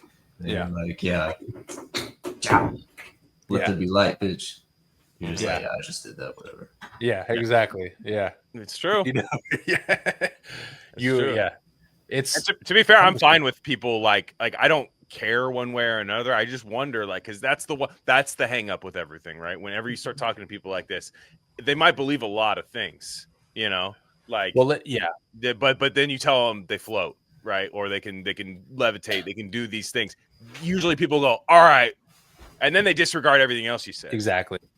Well, we'll put it this way: when this guy ages and ends up in San Francisco and becomes a teacher of just random American students in the 80s or whatever, right? They all say they saw this old guy do shit that they've never seen anyone do before, right? And he's saying, he's like, I am nothing compared to my grandmaster. That guy is on a whole different level back in China. Mm-hmm. So it's like, if he's saying that and he's doing magic over here, I think there's just, and again, I think it's part of the ladder of like belief, right? Like, we can 100 years ago, we would have been floored watching like a Ferrari go down the street or whatever, right? Or back when we had a horse carriage, and now it's like we get in like our Chevy Volt, and it's like no big. It's like, oh, fucking stupid ass car, and it's like no big deal. So I think it's stuff is only like a few hundred years away in either direction, past or future, or culturally, from being so foreign and so insane. Like Egyptians with the pyramids, they're floating blocks, maybe. Who knows? It's like, who knows what the fuck they were doing. So our Chinese, do you think there's aliens happening with the Taoists? That's, I guess, would have been my next questions. Yeah. Are they drawing from some other force? I'm wondering. I don't care too much of the mechanics of it, but it's just also like this is awesome. Like, this is awesome. Yeah. Like, I want to know how it happens. One thing I would say, like with the stuff that you can learn, like I was talking with the chi, or with like even the sexual practices or things like that, that's something you can teach yourself and be one step further down the rabbit hole and be like, yo, what the fuck? Like, and then you look at everyone else, not in a condescending way, but just kind of like, or maybe some people do in a condescending way, but that's not, I don't think that's Taoist. Where you look and you're like, damn, like this Barstool Sports bro has no offense, or has no idea what the fuck I just learned in like my room practicing for 30 minutes every morning. And this is what these guys 8,000 years ago were teaching, right? And practicing every day. And it's like, if I could slip in those cracks and fall down that rabbit hole as like a Westerner just now today and learn these, just something that seems like, tumo breathing or something, like where you can learn how to heat. I haven't done it or whatever, but you can, I know people that have, where you can heat an icy sheet on your body in the cold morning with your breath. You can heat up your body temperature. I saw a Discovery Channel thing with monks. They were Buddhist monks, but they were in Tibet in the snow with their shirts off, and they were melting snow, and they had the heat cameras on them, and those motherfuckers it was like the Predator vision, and they were fucking just like the snow was melting around them, and that shit's real, dude. Yeah, and I think that when we I like what Glenn said about the Egyptians moving the blocks in the pyramid, which was definitely anti-grav technique, 100%. Yeah, right. It had something to do with plasma, right? Yeah. Maybe, fuck, dude. Yeah. I mean, maybe, maybe there's something to all that mercury that was out there. Oh, shit. Yeah. There you go. Yeah. I mean, so, we're talking about like how funny it is when the Steven Seagal fake Aikido masters get their asses whipped, but like they're also on standard American diets, right? And they're probably Steven Seed Oil. That's his name. Steven Seed Oil. And they're fucking bro. They're like they're under artificial light, and they watch a bunch of TV, and they're on Twitter a bunch and stuff, and all this kind of. That's what I love about the idea of cultivation. I'm big into the cultivation novels. Like I go on Wuxia World and read a bunch of cultivation serialized novels and stuff. And the idea is coming back into like at least into the West, right? It's gaining more popularity outside of the success win, like Gary V, like cultivate yourself. No, like really actually cultivating to the point where you have magical fucking powers. And I think that it's no mistake that that's happening with the rise of things like AI and automation and things like that. You have to figure out what your point is, if not to affect the outside world. You have to figure out how to cultivate the within, which ironically, a lot of people are probably going to ChatGPT to figure out about. But I can't the same way that I can't discount Atlantis or ancient technologies building the Aztec or Egyptian pyramids. Same deal. Like these Chinese Taoist masters, like they might have just figured something. Like it's not a huge stretch for people listening to this podcast to think that Egyptians had access to some kind of technology that's been lost to time, and that they followed a different path, and that path allowed them to reach a point where they're able to put these blocks with perfect precision, yada, yada, yada. Yeah. But then when you go to China and you're like, well, these guys figured out how to float and how to explode your heart with one punch. And people are like, cap. Didn't the communists too burn a lot of the fucking shit too? Yeah. Right? Isn't there sort of like library of Alexandria situation that happened 100%. With its own Chinese thing? And I love how, again, to bring it, not to make it political, but it's funny. Yeah, exactly. No, it's like, so you got leftists saying, oh, we need to honor indigenous ways of knowing and also, and do land acknowledgements and things like that. But also communist China is super based. And then you read this book and they're literally burning the temples and shit. And it's like, so that's cool. Are you down with, or is it just the American, I'm just, they were like trans rights when they burned down the temple. And it is kind of funny too. Like we all kind of wonder why there was a shift from left-leaning hippie people suddenly becoming right-wing and based when COVID happened. But then you read the Chronicles of Tao and you're like, this spiritual path has always been pretty based, actually. And anti-commie and like anti the state, essentially. And trying to fit something like socialism or communism with these intensely individualistic spiritual practices is square peg round hole. Tao is the self. I mean, Tao is the self, right? I mean, it's the way. Like if I was a communist, that would be the first. If I was in communist China, the first thing I'd be like, is those fucking guys on that hill floating? See you later. Like I'm torching them. Like we're doing fucking crystal. And they want it, or they'll adopt it and sanitize it. They'll there's that part where they bring them back to China and they perform for Mao their martial arts things, but it's all sanitized and it's all like the Olympics or like gymnastics, and it's not. And Mao really liked his performance too. He did, like he gets a standing O from Mao. That's tight, yeah. And that's the thing with, and it's interesting, and even before the communism in China, the Taoists on the mountain, they were they hated the normies. They're like, oh, these fucking losers in the city, they smell, they fucking. They don't even know what reality is. All this. They have sex with girls. Yeah, exactly. Yeah. You fool. Oh, yeah. But the From the 5 to the 6, we be in the mix. With that red candy paint job on the whip.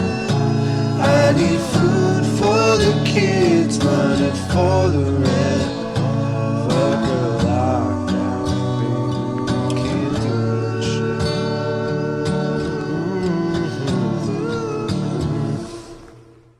But that's crazy. So like the whole, and and it's interesting, they'll get brought back and it'll be his bro, his like teacher bro, and he'll be like, dude, what's up? And during the communism, they're like, yo, we can't actually show emotion now, so I'm gonna pretend like I don't know you, even though we're best. But there's that part where he's and the whole that's what I think is so interesting about this book, because the author of this book, Deng Ming-Dao, that's how you say his name.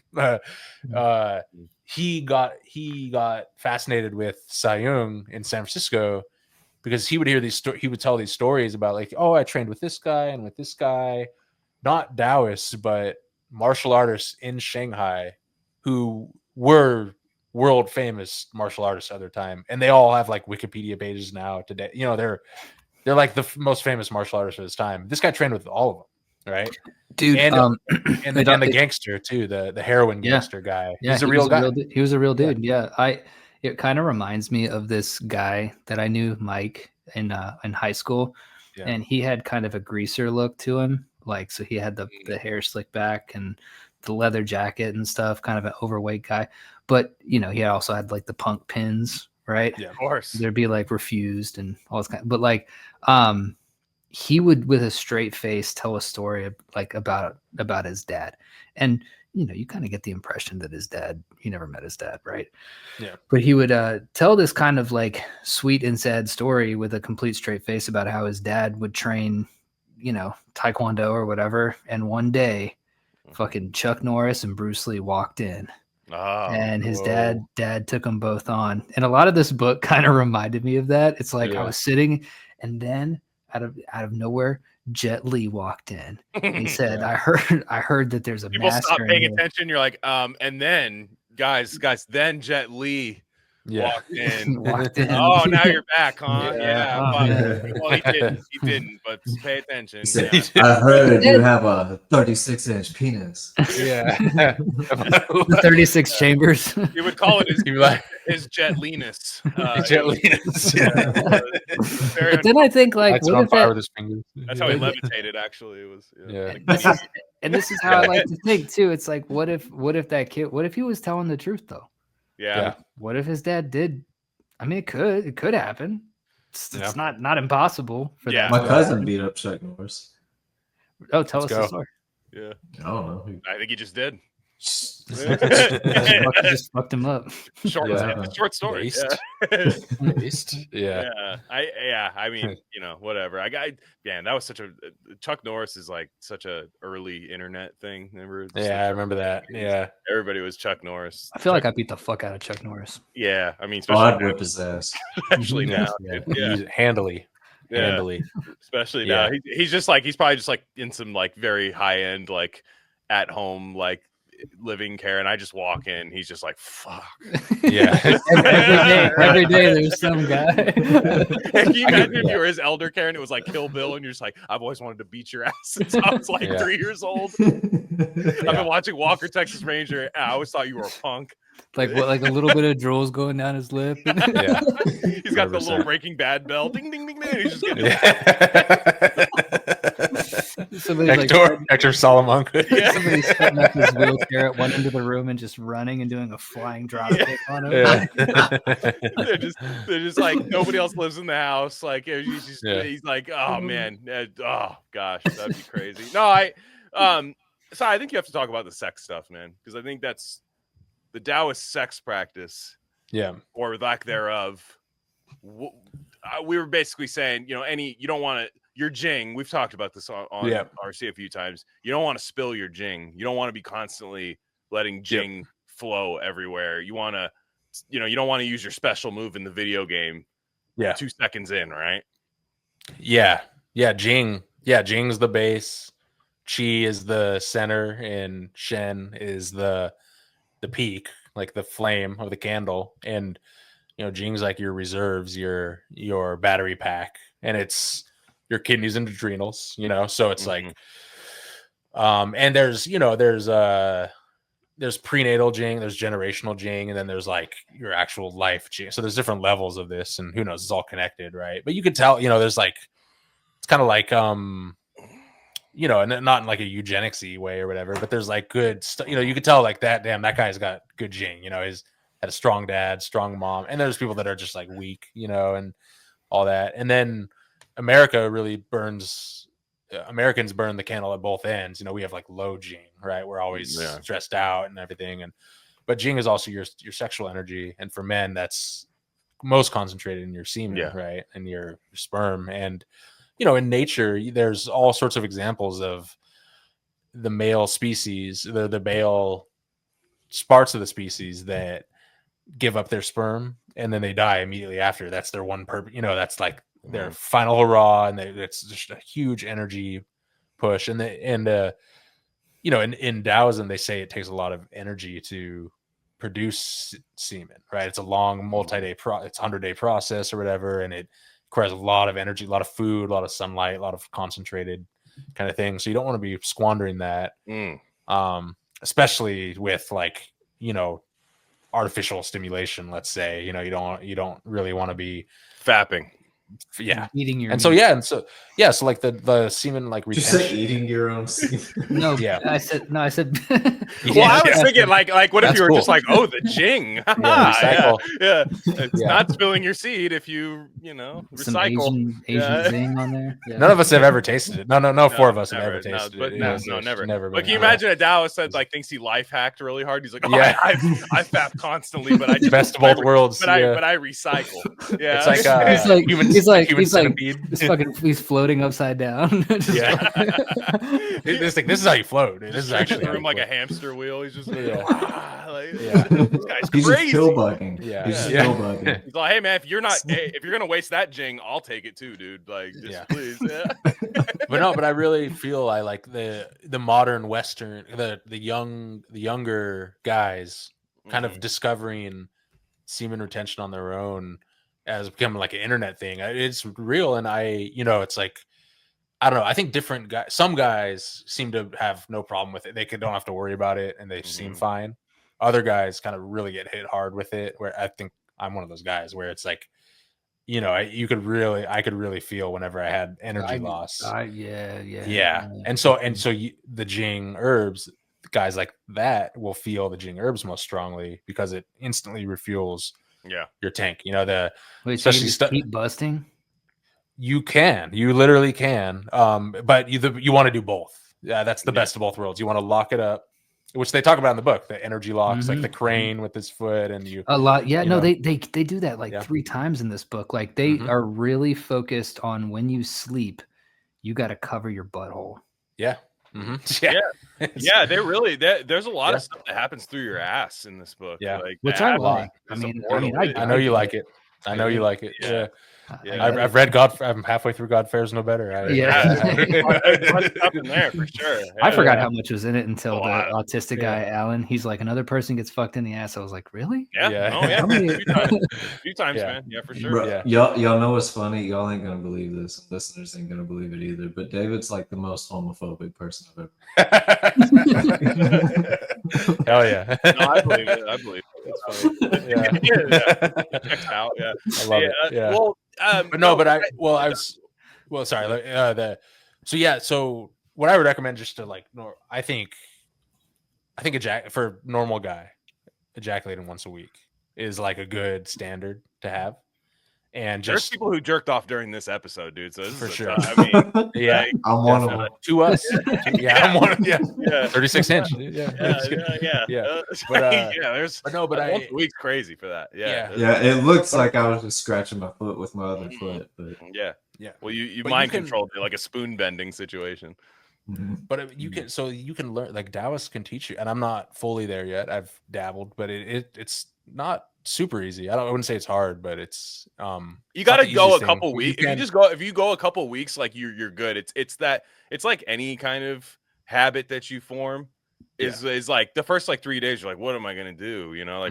What's gonna happen? No, now it's just on autopilot. It's like, but after a while you're kind of just like, oh, whatever, because I used to know this guy, man, I don't know what it was. I feel somebody said it in like a chat or something, but I thought it was insane where he was like, he's like, I don't like fap anymore, like whatsoever.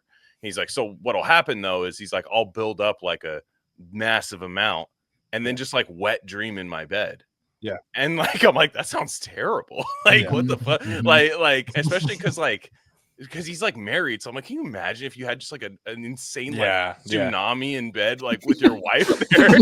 Your wife wakes up and you're fucking busting and you can't stop. Yeah. you just like put her through the wall. Yeah. It's like a fire hose.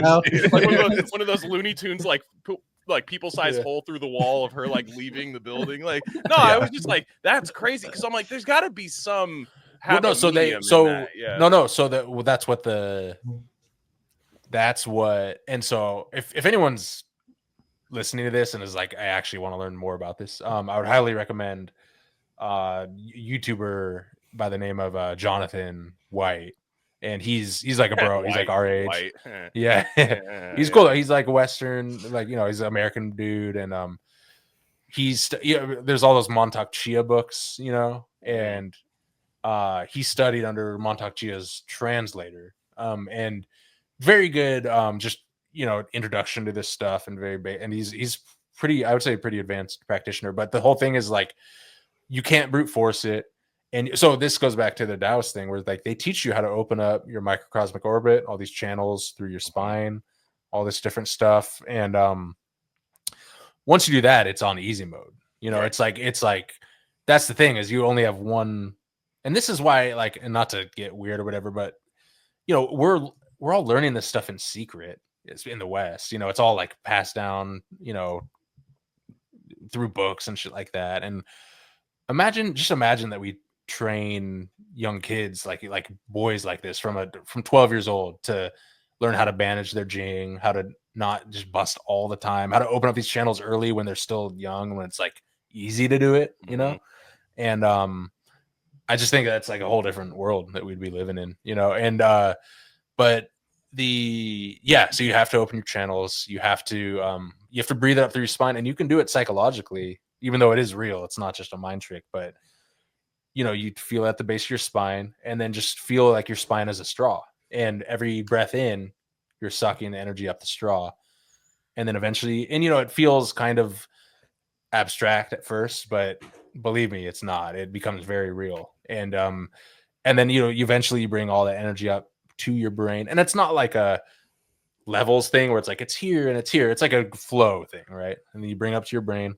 And then the Taoist thing, the important thing is to, when you're breathing and when you're doing this, to connect your tongue to the roof of your mouth, and that completes. It's like an energy circuit. That's in a lot of practices, dude. Yep. The tongue on the roof of the mouth is huge. It's not just Taoism. Unfortunately, nothing's coming to me right now, but I just you'll have to trust me that I hear that fucking everywhere. I saw a meme the other day. A guy, like, people were like making fun of it. It was like this esoteric. I don't even know what it was intended to do, but this guy was like, "Yeah, I just fucking sit there with my tongue like this in my mouth, and this happened." And people were like, "No, it didn't." And you're like, "Well, why would he?" Well, you know, mewing. So there's all these. There's all these base. Right? That's the same thing. Yeah, there's all these like all the base stuff going on now. Herbs, Sistanch, all these DHT boosting herbs, mewing, tongue. These are all 10,000-year-old practices that were invented in China. Yeah, so that's what I'm saying. Is like, too. Yeah.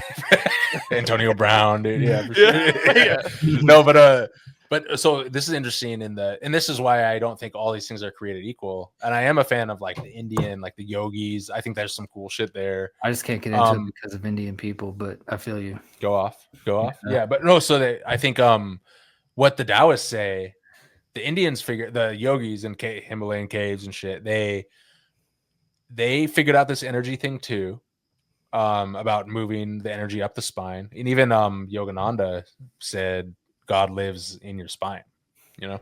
And but anyway, so they learned about moving the energy up, but they didn't know how to bring it back down the front, which is what Taoism teaches you. And so the Taoists would say not all, but a lot of the ancient yogis in India, they'd bring all this energy up to their brain and their crown chakra and shit, and they would go insane because all this energy was just built up there, have nowhere to go, and they would just fucking lose it. And and that's why. Do you send it to like your stomach or your groin, or where does it go? Yeah, that's the tongue. The tongue connects the circuit, tongue, and it brings so you breathe through the nose, tongue to the roof of the mouth, and then once the energy's up your head, you bring it down the front, and back down basically to your balls or your dantian, like your belly button, you know, like your dantian. Okay. And you can store, that's like a battery. You can store energy there, according to these guys. And I didn't know that, man. That's fucking crazy, dude. So that's cool about Taoism. So that's what's cool about it, is very grounded. You know, it's very it's not like very like taking acid and just frying your brain and doing all the yoga India stuff and like having all these crazy visions and stuff. The Taoists are like, yeah, visions are cool, but be careful with the visions. Like ground it, bring it back down, stay sane, stay in this world. Banishing. I always say that you got to banish it all. Is Taoism just skepticism in a way? No. What do you think? What do you think, JD? Yeah. No, I don't think it's skepticism. I think it's moving towards ever greater truths, right? And so the constant negation, the constantly saying like, that's not it. That's not it. It's that acid trip logic of you have to, like, nature doesn't stop because you reach some kind of apotheosis, right? And so it's acknowledging that there's an outside world that continues to move outside of you. And so like it happens in this book over and over. That's what I was mentioning at the beginning of the book. Like you have this guy who keeps reaching these pinnacles of things. And then the book is like, and then he becomes a fry cook or what, and this kind of stuff. So like, it's not about saying like, you don't have it. It's acknowledging that the moment that you had it is now gone. And you have to keep moving. You have to keep following your nature. You have to keep staying in Wu Wei. You have to keep practicing because there is no solid. If everything is moving. Yeah. Well, that's a good segue to talk about the America part of it, because I do love that part of it. It's like for such a fucking amazing and sometimes cartoonishly fun book to read. The end is a bum. It's a bummer. Yeah. It's kind of It's kind of it is interesting because I mean, it would kind of suck to live in Pittsburgh in the 50s, no matter who you are. You know, it seems like it's not like the coolest. I don't know. It seems kind of Pittsburgh. And now. then and then but he gets sent to Pittsburgh, and his grandmaster's like, yo, your destiny is in a far off land. You know, you're gonna go to America, and you're also gonna send me money every month too, by the way. Damn. To support my that's the other thing. It's like, hey, I can light this candle on fire from 100. He's like, I could like do magic and light this shit on fire with my mind, but could you send me like $50 a month? He's got a fucking subscription service. Like, bro. He's like American Express, Western Union. It's all fine. Don't even trip. Just if I get that 50, that's great, bro. Yeah. It's like Lebowski is like, can you do cat? Oh, you already wrote the check. Okay, just whatever you need, bro. I just need that 50 for reasons. For reasons. Don't even worry about it. Grandmaster Patreon, dude. He just got like an ATV or something randomly. What the fuck? He's like riding his ATV up the side of the mountain. Yeah, like, he's got an F-150 Raptor. Dude. He's just like Voodoo Child. Voodoo Child. Stevie Ray Vaughan's playing. It's like the side of him. And no, nothing's changed. He's just like, I just have an ATV. Yeah, all our belief systems are the same. I just really wanted an ATV. Felt right. Yeah. But the funniest part about him going to America, and he's in Pittsburgh for a while working and he has got his little Chinese community there, and seems like he's got like a fake aunt and a fake aunt uncle that he really loves. They like to eat ice cream and shit. The uncle's cool. He's like really trying to be an American, you know, like driving the Buick or the Cadillac or whatever, and then he's working as a cook, but then again, as you might expect, these American bros are testing him, right? And they're just like at night walking through a park, just like, yo, I'm gonna whoop your ass, dude. And it's like, that's the one guy. Imagine being an American dude, like, I'm gonna beat up this Chinese dude. It's like the grand. You don't fight Asians. I will never fight Asians. I'm saying never. So obviously he will like kill. I mean, he just decapitates anyone that comes across him. And then he goes to New York and starts boxing, and he's got this like grizzled boxer guy teaching him, to like Frank, what's his name, Frank something, or I don't know. Importantly, he gets his ass whipped the first, which I thought was really cool. It was like just an amateur boxer comes in and like beats his ass, and he's like, that's what I thought, you fucking chink. Like, you can't take me, little bitch. Exactly. And then he gets his get back. Eventually. And you could tell he does. I've seen it happen. Or not seen it happen, but I know of a murder. It wasn't a murder. It was self-defense. There was this like kind of seedy club.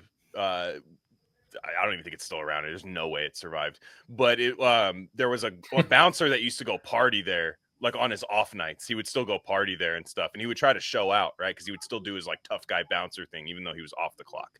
So I guess and there's street cam footage of this, but he was outside, and all of a sudden this fucking like Asian guy walks by, and he's just like clutching something and like walking all weird and stuff, like just just one of those guys, and walks by, and this dude's like punking him, and he's not working or anything. The dude just straight up he takes the guy and like picks him up and like throws him against the wall. The little Asian guy, I guess was a chef, sous chef or some sort of thing at the famous hotel that was downtown. Takes the thing out, just through the throat, and just kills the guy. I was like, and guess what, dude? The guy's parents, like, you would think the guy's parents, no matter what, they would be like, oh, I got to press charges. Just like, obviously, we got to fight this. Like, this guy killed my son, even though, like, kind of the dude was acting in self-defense. They didn't even press charges. I guess the security footage was that, like, apparent that this dude was doing it. And it was basically, I mean, you have to think, what if that guy was, like, Taoist? Yeah. Well, dude, so I totally forgot about this stuff. My brother-in-law, you know him, Glenn, this huge dude, like, black dude, right? And, and he's like always been like he's always kind of been into fighting and studying fighting and stuff. And he's a cinder block, dude. That oh yeah, dude. Well, he was like state finalist in wrestling in California, the whole fucking state. And so anyway, and he's an older dude now, everything, right? And actually met him like you teach some like Kali, right? Is it the Kali, the martial arts, the Indonesian, Filipino, whatever that one's called, basically, right? And anyway, at his wedding, he was like, "Oh, you're gonna meet my master today, the guy that taught me everything." And and this guy shows up. It's like fucking like 5'5" Filipino dude with his family, beautiful family, nicest guy you ever met. And then my bro comes up to me and he's like, "It's like that dude could kill me, dude." He's like twice his size. Like that dude could kill me, no problem, dude. He could throw me across the room.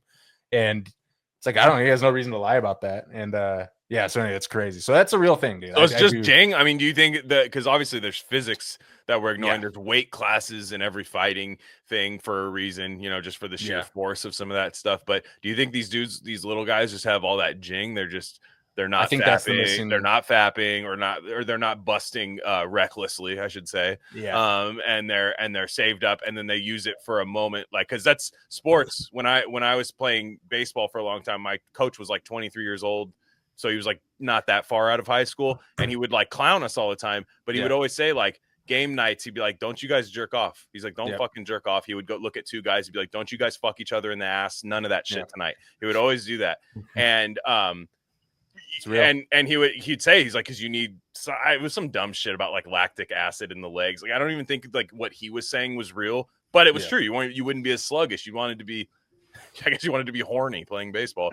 And but he was saying, like, then on practice days he would be the opposite. He's like, "Did you jerk off last night? Did you jerk off last night?" And then you'd say, and if you find, bro, he's actually just a pervert. It's a little weird. Yeah, he would say in front of everybody. He had this big white bat, like a big long like baseball bat that he would walk around with, like a plantation owner, like while we were all stretching. And he would just be walking around like swinging it, and he'd be like, he'd look at you and go, "You jerk off last night?" And finally, one guy would think it was the smart way to say yes. Yeah, like be like, just to see what would happen. He'd go, "Yeah," and he'd go, "Hey, who lent him the gay porn? Did you lend him the gay porn?" Like that. He would just, it was, he's kind of a legend. That's kind of amazing. Literally was my Taoist master. Like in that way, he was hilarious. Glenn, let me find, Miles Davis has a quote about semen retention. Let me find it real quick. Oh, yeah. Because he was, because he couldn't have sex we didn't bring this up on the episode. He couldn't have sex because he was on heroin for so many years. Like, and you just don't fuck. So one time he finally had sex, and he said he busted so hard and it hurt. He said he hurt and he started yelling at the woman. And he was just like, "What the fuck is wrong with you?" He blamed it. That's right. Yeah. Classic Miles. Yeah. What he said, I'll paraphrase it. I can't find it. But someone said, because he was big into fighting and boxing, right? Mm-hmm. Miles was a huge fan. And someone was like, "Would you fight Muhammad Ali?" And he's like, "I'll tell you what, like, if Muhammad Ali busts, I'll fight him every time and I'll win, because I know he's going to be weak. Yeah. But if if he hasn't, hell no." That's absolutely basically not. He absolutely would not. I know. Dude. Miles Davis is one of the biggest liars of all time. For sure. It's so funny. Yeah. but he was just all, so I think that was in one of the books, one of the modern kind of weird like chi books that I read, one of the American ones or whatever.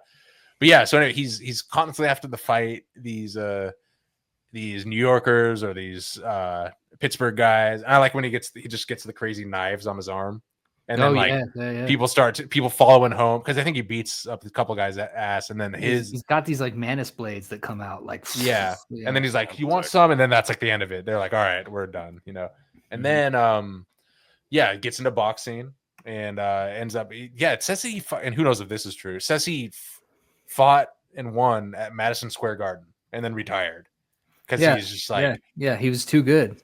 And he's just like, I'm done. And then his coach is like, no, man, like it happens to the best of us. Like I know you're just in your head. Like, come on, man, we could. And he's like, I'm out of here. I'm moving to San Francisco. Then he goes to San Francisco, and he throws his blades in the river. Yeah, fuck, dude, that's such an anime move, dude. That's such an anime. He's just like, no more. This is an anime book, right? It's an anime book. It's 100% an anime book. Like, everybody in the book has some kind of magic power, in some way. Yeah, and when he goes back to San Francisco, so the way the book ends, I thought was really great. He meets like a stoner. This is like the 60s. Yeah, he meets a stoner in the park, and the stoner's like, hey man, you want to see my fucking karate moves? And he's like, all right, yeah. And this guy starts doing these moves, and he's like, nah, let me show. And I love the way the book ends because it's the beginning of his teaching practice, and I really like that it's this book of intense personal cultivation. He never gets a kind of transmission to become a master, right? Like, because his master's still alive. Yeah, and it's still like he's like 120 years old. Like when the book ends, the master's not dead. He's still like, "Where's my $50 at, bro?"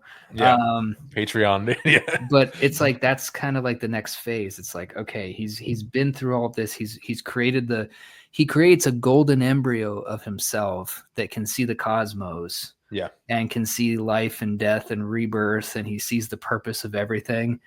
And then he ends up teaching stoners in the park, and it's like, that's the acid trip part of it. Like, well, that's the next thing, dude. I love that part of him because he's depressed. He moved to San Francisco. He lost all his money. Someone stole all his money in like some scam investment thing for a restaurant. And he's working as saving money as a dishwasher for like 20 years, right? As a Taoist master. And then and he's like, fuck this. Like, I'm leaving his grandmaster says, you're not allowed to leave your body. And he says, fuck you. He's like, the one time he goes against his grandmaster, he's like, I'm doing it. And so he's like meditating for hours a day in his like closet apartment in San Francisco, just building this embryo, going further and further. The thread is thinning, and his grandmaster, I like that they have the astral projection thread too. Like, that's real. In there. Yeah. That's something that all cultures. That's the thing, is like you could pick when they corroborate, definitely.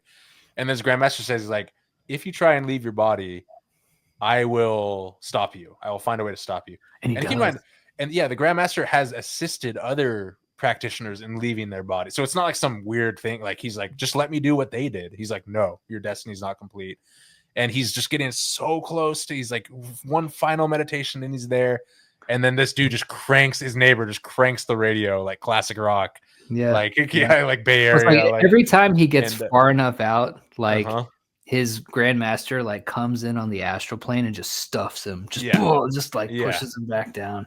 Yeah, and then like a basketball, just bam, like reject, and and then he, which is kind of ironic because he's trying to ascend and attain enlightenment and leave this plane, but he's so furious about being rejected by this guy's radio that he goes in and almost beats this guy to death. He like the guy that turned on his radio. Like, his door explodes when he kicks it. Kicks it so hard. And which is ironic, and I think that's obvious. I mean, it's pretty obvious that he's trying to say that, like, you can't force this, and if you're at the point of beating someone to death, you're not enlightened and you're not ready to move on, and because you're just not in a good, you're not in a good spot, you're not in the place to do that. And then then that's when he starts to teach, and I like the part because the stoner kid comes into the park and he's like smoke. He's like, you want to have this joint? He's like, nah. And then he's like, man, what a fucking waste. Like this kid, like, he could have been something, but he's smoking weed. And then he also mentioned that the kid is he's like half Asian, like half Chinese and half white. And he just mentioned briefly in passing, he's like, yeah, the ancient warlords of China they considered breeding with white concubines to create a master race of, like, and their whole thing was like, Asian smarts and white people toughness and stuff. And he's like, obviously it didn't work out that way because look at this guy in the park and he's just clowning on us. So it was so mean, but it was so funny. And and then he just ends up teaching, and then his grandmaster's still alive. It's like 130 years old, still sending them money over there. Damn, they didn't realize what they could have made Tiger Woods this whole time. I know, dude. That's really, they were like, oh yeah. It's because they think of that. Oh shit. Yeah. That wasn't even an option in their head. They're like, wait, no for way, real? dude. No way. Does that even work? Yeah. What I like the most about it is that when he starts off as a kid, he's very rebellious and he's always like fucking with people and making people laugh and shit. You get to the middle part of this book and he becomes a devotee, right? Like he's just in it, and he's moving from master to master. And he's celibate, and he doesn't drink, and he doesn't do. He's just the Tao guy, right? Yeah. And it kind of ends with him meeting this person who's more like him when he was a kid, and so I feel like there's a symmetry at the beginning and the end. It's like you went through all of this, and you forgot your rebelliousness because he's so credulous through the whole thing. Yeah. He just he resists temptation, but he believes anything that comes his way. He's like, oh, well, you're the master now, so you must know. And like when he's finally able to come into the space where he's technically a master, but he like won't admit it, it's almost like he's reverting to that childhood state where he's kind of like free again. He's kind of like free to take everything that he learned through this 80 years of discipline and apply it to other people. And like, that's the next stage. And that's what I mean about Taoism building on itself, right? It's this whole thing where in life, you're going to get to points where you feel like you've taken 3 steps back, but really what it is it's respawning you with new equipment at a certain point to go at it from a different angle, to learn a new thing. Yeah. And I do, man. I think this is I'm with you, bro. Like this is a top 5er for me, for sure. It's good. It's worth a reread for sure. It's always it's always worth it to buy a used copy on thrift books. It's pretty cheap on there. It is a recent, like you said earlier, it's a recentering. This is one of those books that is a good recenterer for sure. Kind of just gets you kind of a little bit back into what's important, and just it just expands your world a little bit. Do they get into an afterlife situation at all? No, not beyond. Well, they actually. Do they? What happens? At the end, nothing. Yeah, all that it's just ends. No. Like, what happens if you're a Taoist? You do. Obviously, you can't really operate perfectly on it or anything. But like, let's just say you do it. You die, right? I mean, again, these guys do seem to be living pretty long time, so maybe there's something happening there. You die. What happens? Do they talk about point? Go ahead. Yeah. Well, there is kind of a wheel of samsara thing going on too. Like, there's definitely reincarnation. And there is, and the wandering Taoists, the 2 Taoists that walk with him and teach him, this is a real thing in Taoism, where the purpose of Taoism at that level is to live to an old age and keep practicing, but also project where and when you die, where you project your mind to is where you end up at. So, obviously you can just do the basic thing and just focus on God and go to heaven or whatever. But Taoists have a very specific set of like these energetic practices that they do. That's the golden embryo, that David was talking about, where you kind of, you set into motion these things, and you could die naturally, or you could like almost commit. It's almost like they're committing suicide. They are committing suicide. Yeah. But they're not all with their mind. They just decide, I'm going to die on this day, and my mind is going to be here. I'm going to do this final practice, and then just like a force quit. when the application's not exactly. responding or something. Yeah. Like, And so Audacity or something. Yeah. That's a big The audacity is always Dowdacity. Dowdacity. It is fucking, but isn't it? I think it's just kind of interesting too, because like there's a bit in the book, and this really informed how I did the metaphysics of Gods Fare No Better, where they talk about how the gods are, the Grand Master is talking about like the gods are caught up in the self as well. Mm-hmm. And so they're just as trapped as humans are, right? Where men can't live, gods fare no better type shit. And I really do think that what's so fascinating about the Tao is that there isn't an end goal the way there is in other religions, right? Like escaping samsara or going to heaven or hell or whatever it might be for whatever religion. Taoism is like, it just keeps going, and you just keep, because there is this thing, this way that created the universe and continues to perpetuate itself. Your only job is to discipline yourself and let yourself go in equal measures that's based off of vibes in order to follow this way that just continuously ripples out into infinity. And that's kind of cool. And that might be where the Western mind bumps its head. Yeah, it's tough for me a little bit, because it's like there's this, what's the point, right? Lack of application, I guess, is what I wonder. And obviously you can apply it to yourself. It is the most, I would say it's the most individual belief system like that I've ever heard of. And, for sure. And because it really requires no collect. You don't care if anybody joins you. You don't like, there's no word to spread. In fact, I mean, there is, but people come to you for it usually. And because that's what I wonder, because it almost makes sense that communism kind of wiped it out in a way, right? Because it's just like that. It's not ultimate purpose. It's not an ethos, right? Like it's really like, I don't think that it is. Like it's tough for something like that to, I think, catch on in a mass level, unless you are doing some crazy like ultra conscious thing happening, like almost. Taoism doesn't work on a mass scale. I get that's what I was trying to say. I think you're absolutely right, and I do think the practices are robust for sure, and they, there's definitely something there. But my next question is Taoism for men and men only? Because I kind of think it is. I don't think for the fellas, dude. Yeah, but no, like I don't think it works for them. Yeah. Well, women don't have semen to retain. Well, so. that's actually, maybe that some do. Well, no, Kelby,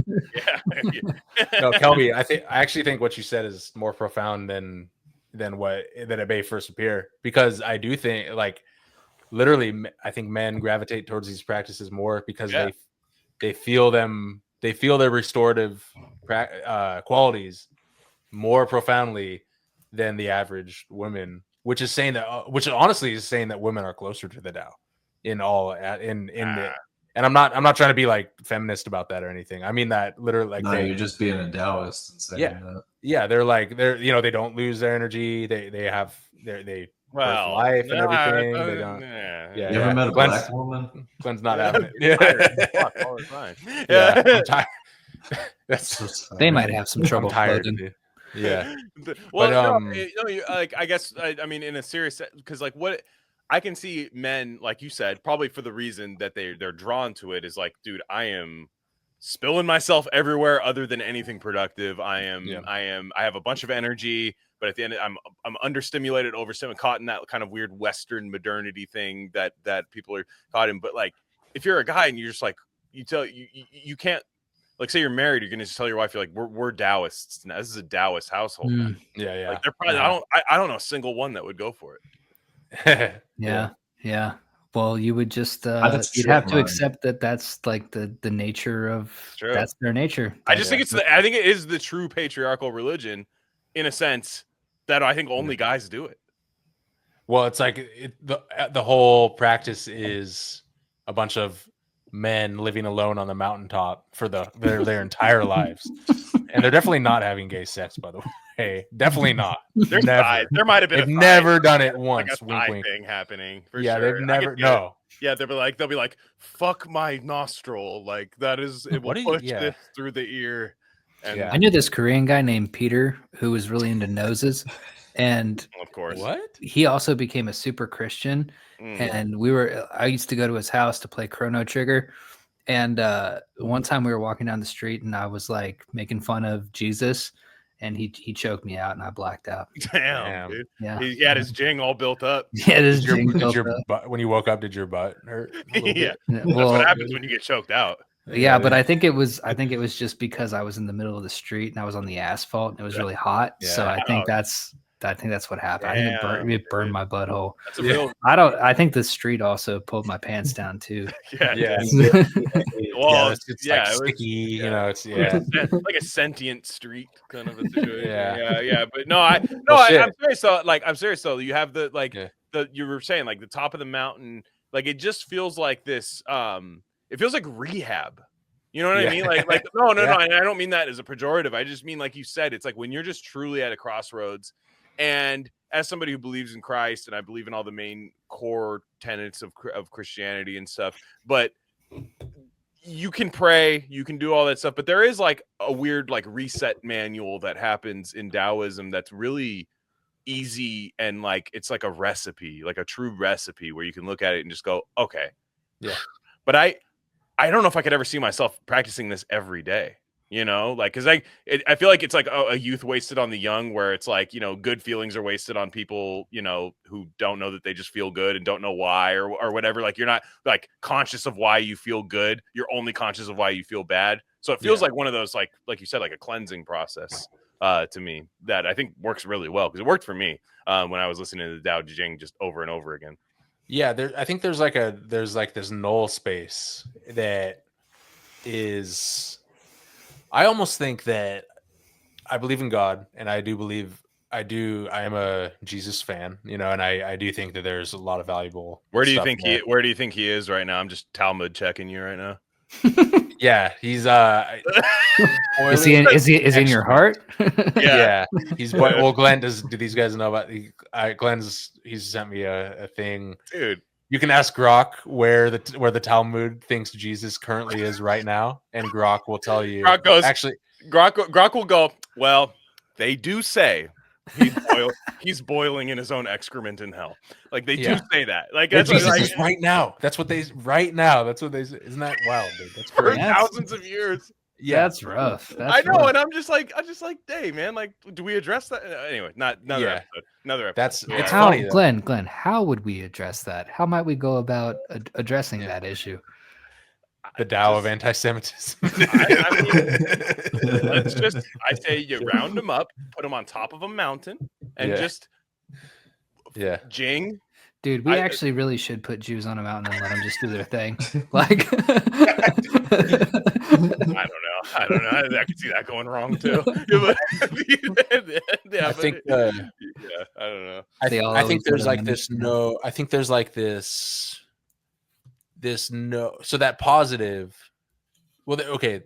There's good and bad. We all know. We know what good and bad is, and maybe that can be like yin and yang or yin and yang, whatever. And and then there's like the Jesus energy, which is like the heart energy and love and human connection and awareness, which is absolutely essential. No question. I think Taoism is just almost be like Reddit-y trolling, being like, there's something just a little bit beyond that, and it's just a little, and it's like peering into like just the null space of the universe itself. Like what they say is like, it's almost like a Big Bang thing, like there's nothing, and then the 10,000 things sprung up. That's what they call it, like the 10,000 things. That's all the planets, all the everything, all the world and everything. And it's like, I guess what Taoism is saying is that like, even for God, there's a Tao. That like that's it. Even for God, even God has like a thing that God is peering into. Yes. It's like what is beyond. It's very tough. It's very tough to kind of Jordan Peterson the Tao. right? It's like There's like asymptotic. There's an yeah, asymptote that is you yeah. cannot breach. It's a filter that you place over things. It's not like Yeah.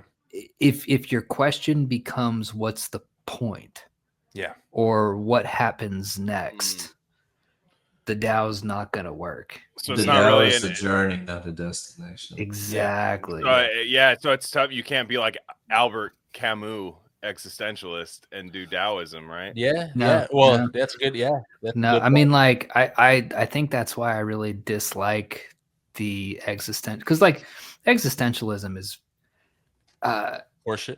It's baby brain shit. Well, right? it's just like, a phase. Like it's like if you're 22 years old and I see you doing existentialism, I'm always like, oh, okay. Like I'll talk to you you're in a at couple that years. point. Yeah. The journey along the way. Right. But I think, and I'm 100% like a super syncretist. Like I've been obsessed with this idea of like Shinto, like shamanism, which they go into it in the Chronicles of Tao too. They talk about how Taoism started off as animism, basically in China, and kind of made its way. But like, I'm kind of like a animist, Taoist, Christian, like all these kind of things, right? Cyberpunk, vague. But like, I think that's where some people might butt up against Taoism by being like, well, there's no ultimate point to anything. Even the gods have a Tao. There doesn't seem, there's no salvation, there's no forgiveness, there's no like, that might trouble some people, but that's something to me that walks hand in hand with the more concrete, determined aspects of something like Christianity, because that's what it's for, right? Like Christianity and Jesus and God to me are all part of this Tao. And the other thing is, and the mountaintop and what they're teaching you. So this is my big new age thing about spiritual versus religion is they do have lots of rituals and tons of, like weird arbitrary rules and all these different things. But at the end of the day, they are telling you to go into caves and live your own experience and communicate them and share them, but they're your experiences and they're your, no one can take them from you. They're subjective. They're 100%.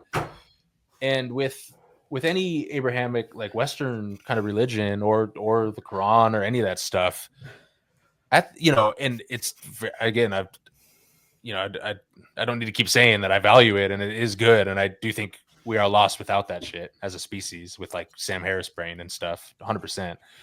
But at the end of the day, it is someone telling you like kind of what to think, you know, and and it's not saying like, hey, do this practice. Hey, go in this cave. It doesn't have to be a cave or whatever. It's like, it's ritualistic. And with the animism thing and like vitalism, right? Like Taoism is vitalism. You feel it it's like you're feeling chi in your chest and your body and stuff.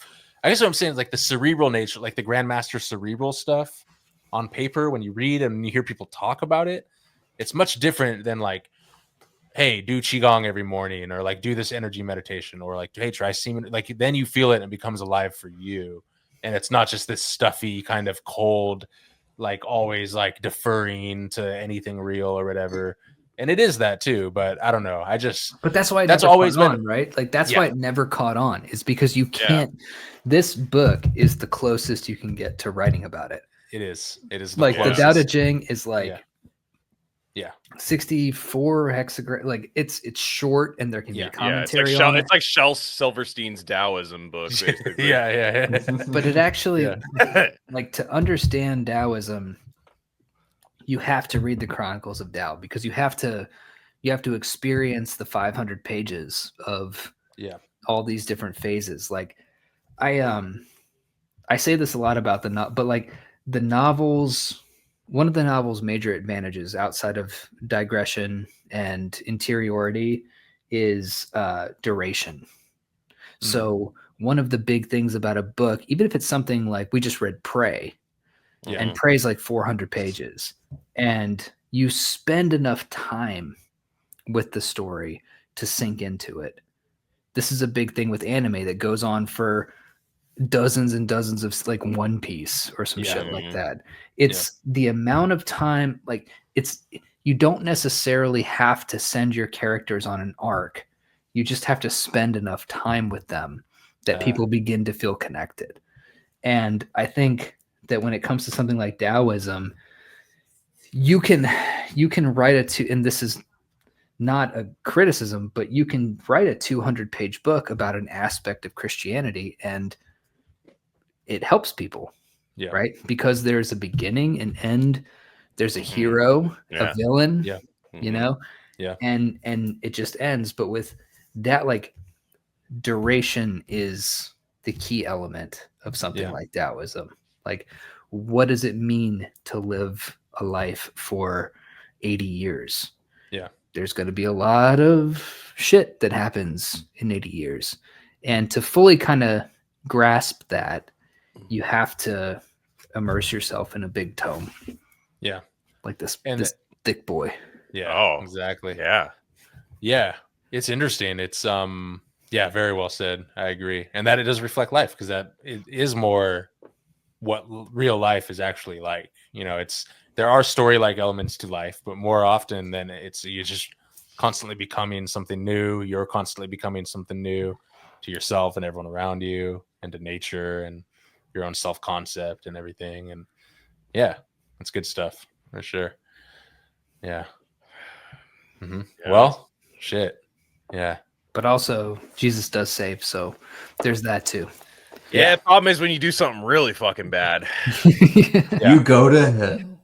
You gotta talk to Butterfly. Did Big Butterfly go to hell when he? You gotta really. I think you gotta smash the emergency glass sometimes on old JC because woo. Yeah. Because one thing that is interesting to me is that there are. And Sai, correct me if I'm wrong because you've read this more than I have. There aren't any spirits in this book. There are creatures, but there are no spirits. Yeah. Everybody that he meets is like an ascended human, even in the cave, I think. Yeah.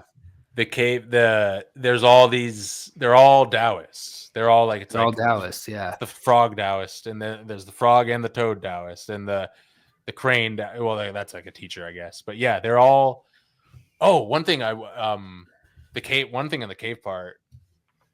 Yeah, you are correct. I think it is interesting, and I don't know what the spirit. No spirits, no gods. It's actually kind of an atheistic book, in a lot of ways. Yeah, I could see that.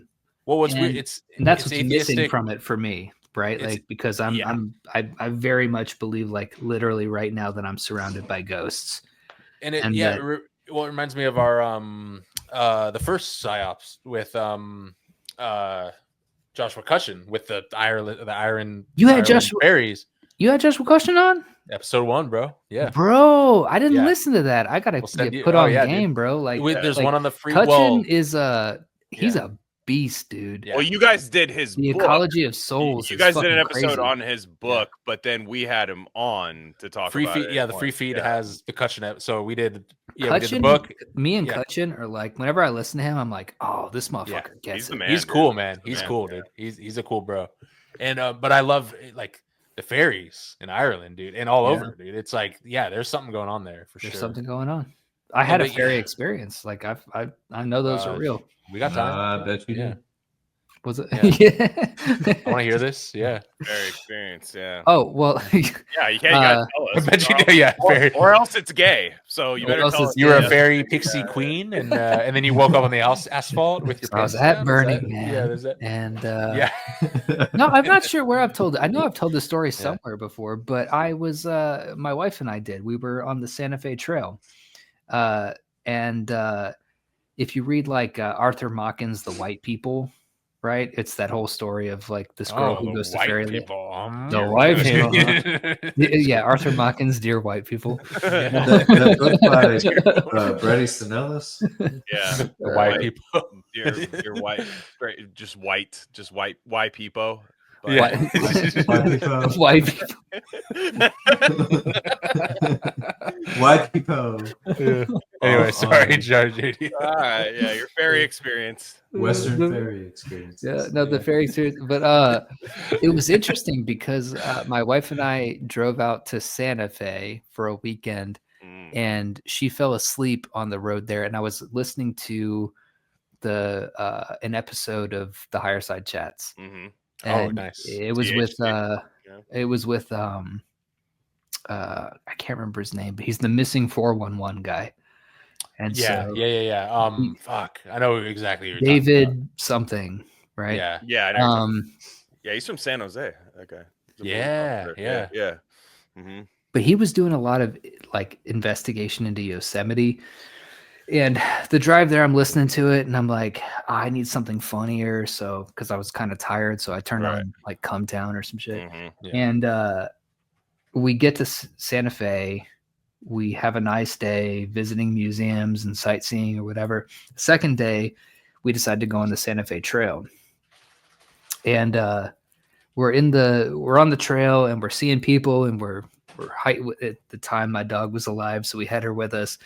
And we get to a certain point and like all the people disappear.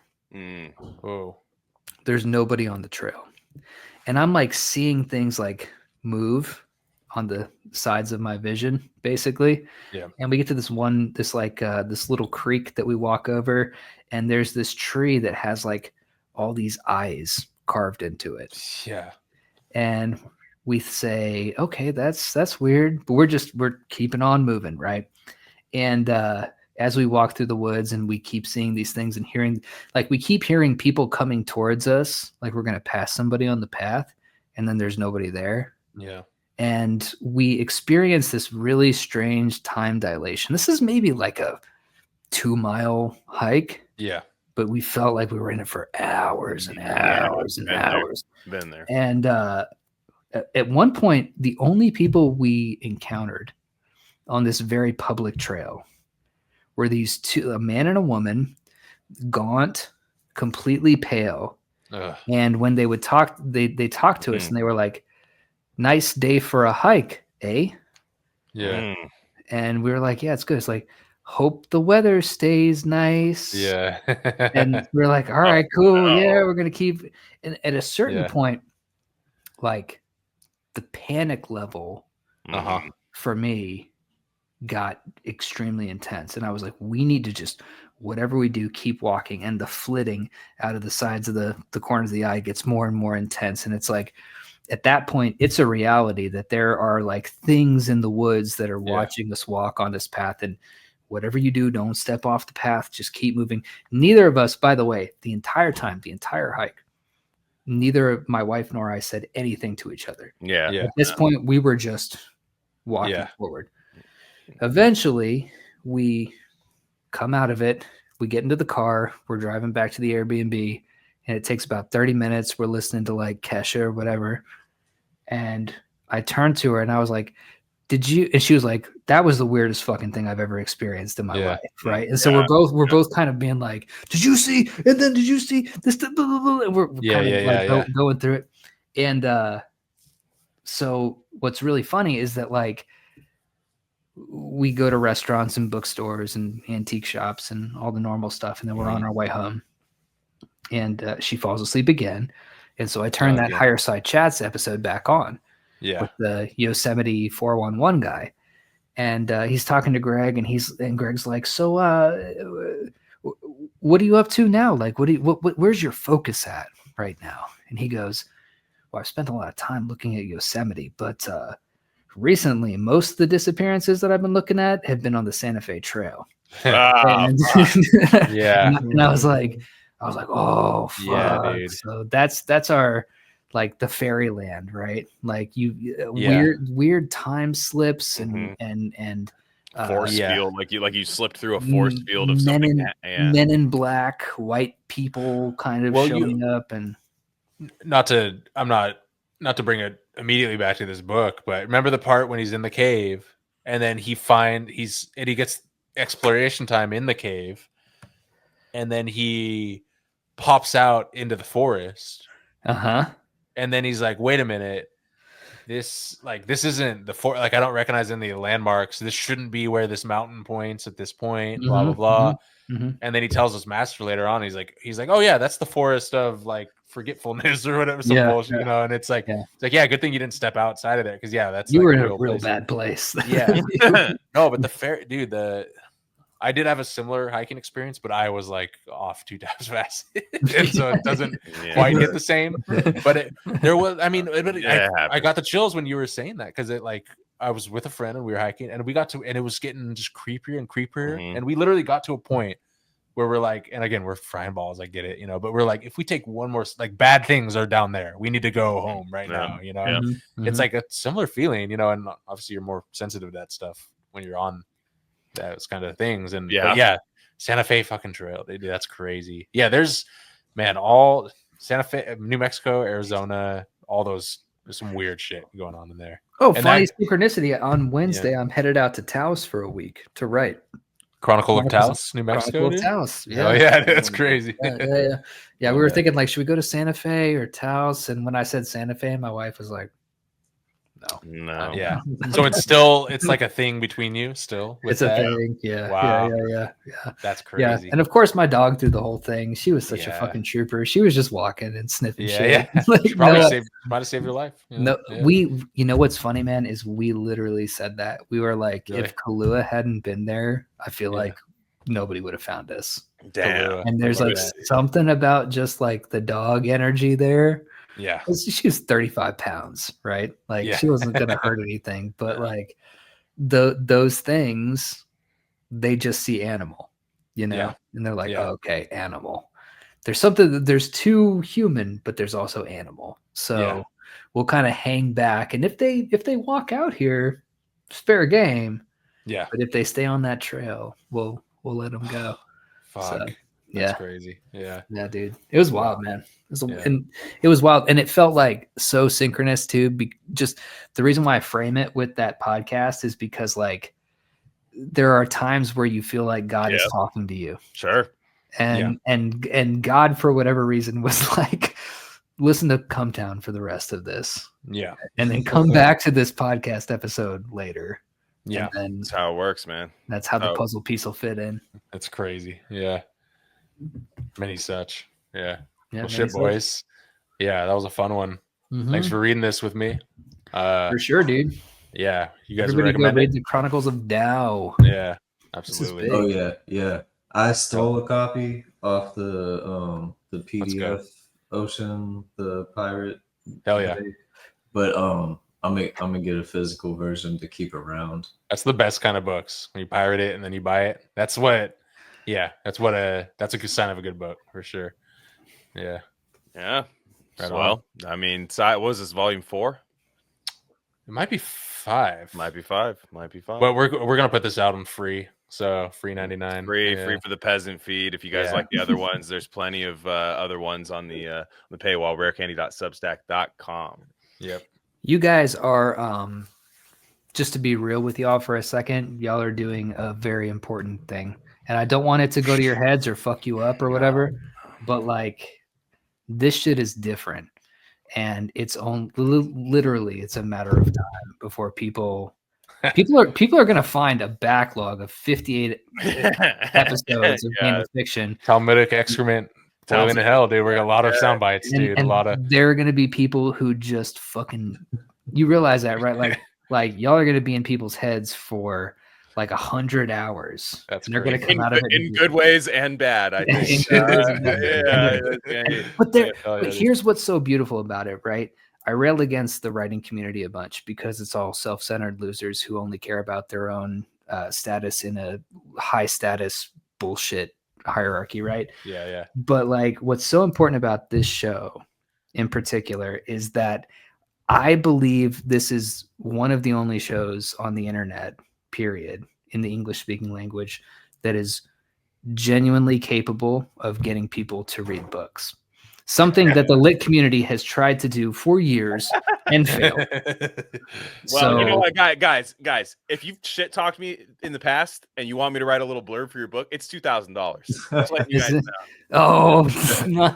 Well, and what, okay. All right. Since you brought him up. Nobody should have ever showed me that guy ever. Dude, what the fuck? What bothers me so much about that person in particular is that he is so clearly attempting to gain access to a social strata that he's not a part of. He's doing the Taco Bell thing. The Taco Bell quarterly chick who was like, "Oh yeah, Liv Moss, just write about Taco Bell," and then she gets a book deal. That's crazy. Yeah, exactly. God. It's all these little strategies to like allow yourself access to it. You're not actually trying to change the landscape of readership. Yeah, you're trying to find your own quote unquote iconoclastic way into that castle so that you can have a seat at the table. Yeah. But rare candy is extremely important to books because y'all guys just read shit. Well, it is a Taoist thing because we do not care. We're like, I don't care if you read it or not. I mean, yeah, I think you'll know. The idea is it's supposed to be this fear of missing out situation where you're like, well, that was fun. Those guys seem like they had a great time. Like, I haven't had a good time in a long time. Maybe I should read that book, or something like that. And then, maybe create the exciting demand for new contemporary fiction, which that's not your guys' problem. You guys are doing that, but we need more. Yeah. More and on more our side, on me and Kelby's side, we write shit. And then on y'all side, you read shit and talk about it. And I just wanted to say something heartfelt at the end. Like I genuinely think you guys are doing something great. Well, it's fun either way. It's fun either way. I mean, it feels right. So fuck it. Like, that's the way it is. So seriously, and like reading God Fares No Better, reading Chicken and Waffles. I'm like, this shit is so good. Like, it's not even. That's great. You don't even have to pretend. It's like, oh, those are my bros, and it's as soon as you don't have to pretend anymore. As soon as you're like, no, I fuck with these dudes. These dudes fuck with us. Like, that's when we finally, and we don't have like an end goal, right? Like the goal is want to get get rich is a goal for everybody. But like, I want to send $50 a month to Chinese Ben. I respect getting rich as a goal so much more than like being invited to a cocktail party. Like, are you a faggot? Like, what do you like? I know it's like you're trying to be in The Great Gatsby. Like, stop trying to be in The Great Gatsby. Like, all of writing centers around The Great Gatsby. It's all anybody talks about, and it's all anybody ever wants to fucking do is be him. And what's the message? Don't try to be like him. Yeah, exactly. It's a bad idea. All these writers are Tobey Maguire in The Great Gatsby. That's they're Leo. They're Leo. They are Gatsby in this sense, right? Like they're trying to get access to that party and have that hot girl look at them. Mm-hmm. Damn, Toby in The Great Gatsby is the one who's like watching everything and is disgusted with it and decides like, yeah, this is not for me. Like, I'm just trying to be normal. I think I'll be Spider-Man instead. It's funny. That shit was way sicker, dude. Way better too. I didn't think I could do Spider-Man forever. I thought I'd do some suit and tie grown man shit. Nah, dude, same for me. Well, guys. Thanks again. Cop a copy. God Fares No Better. Yeah. Oh, and audiobook coming soon.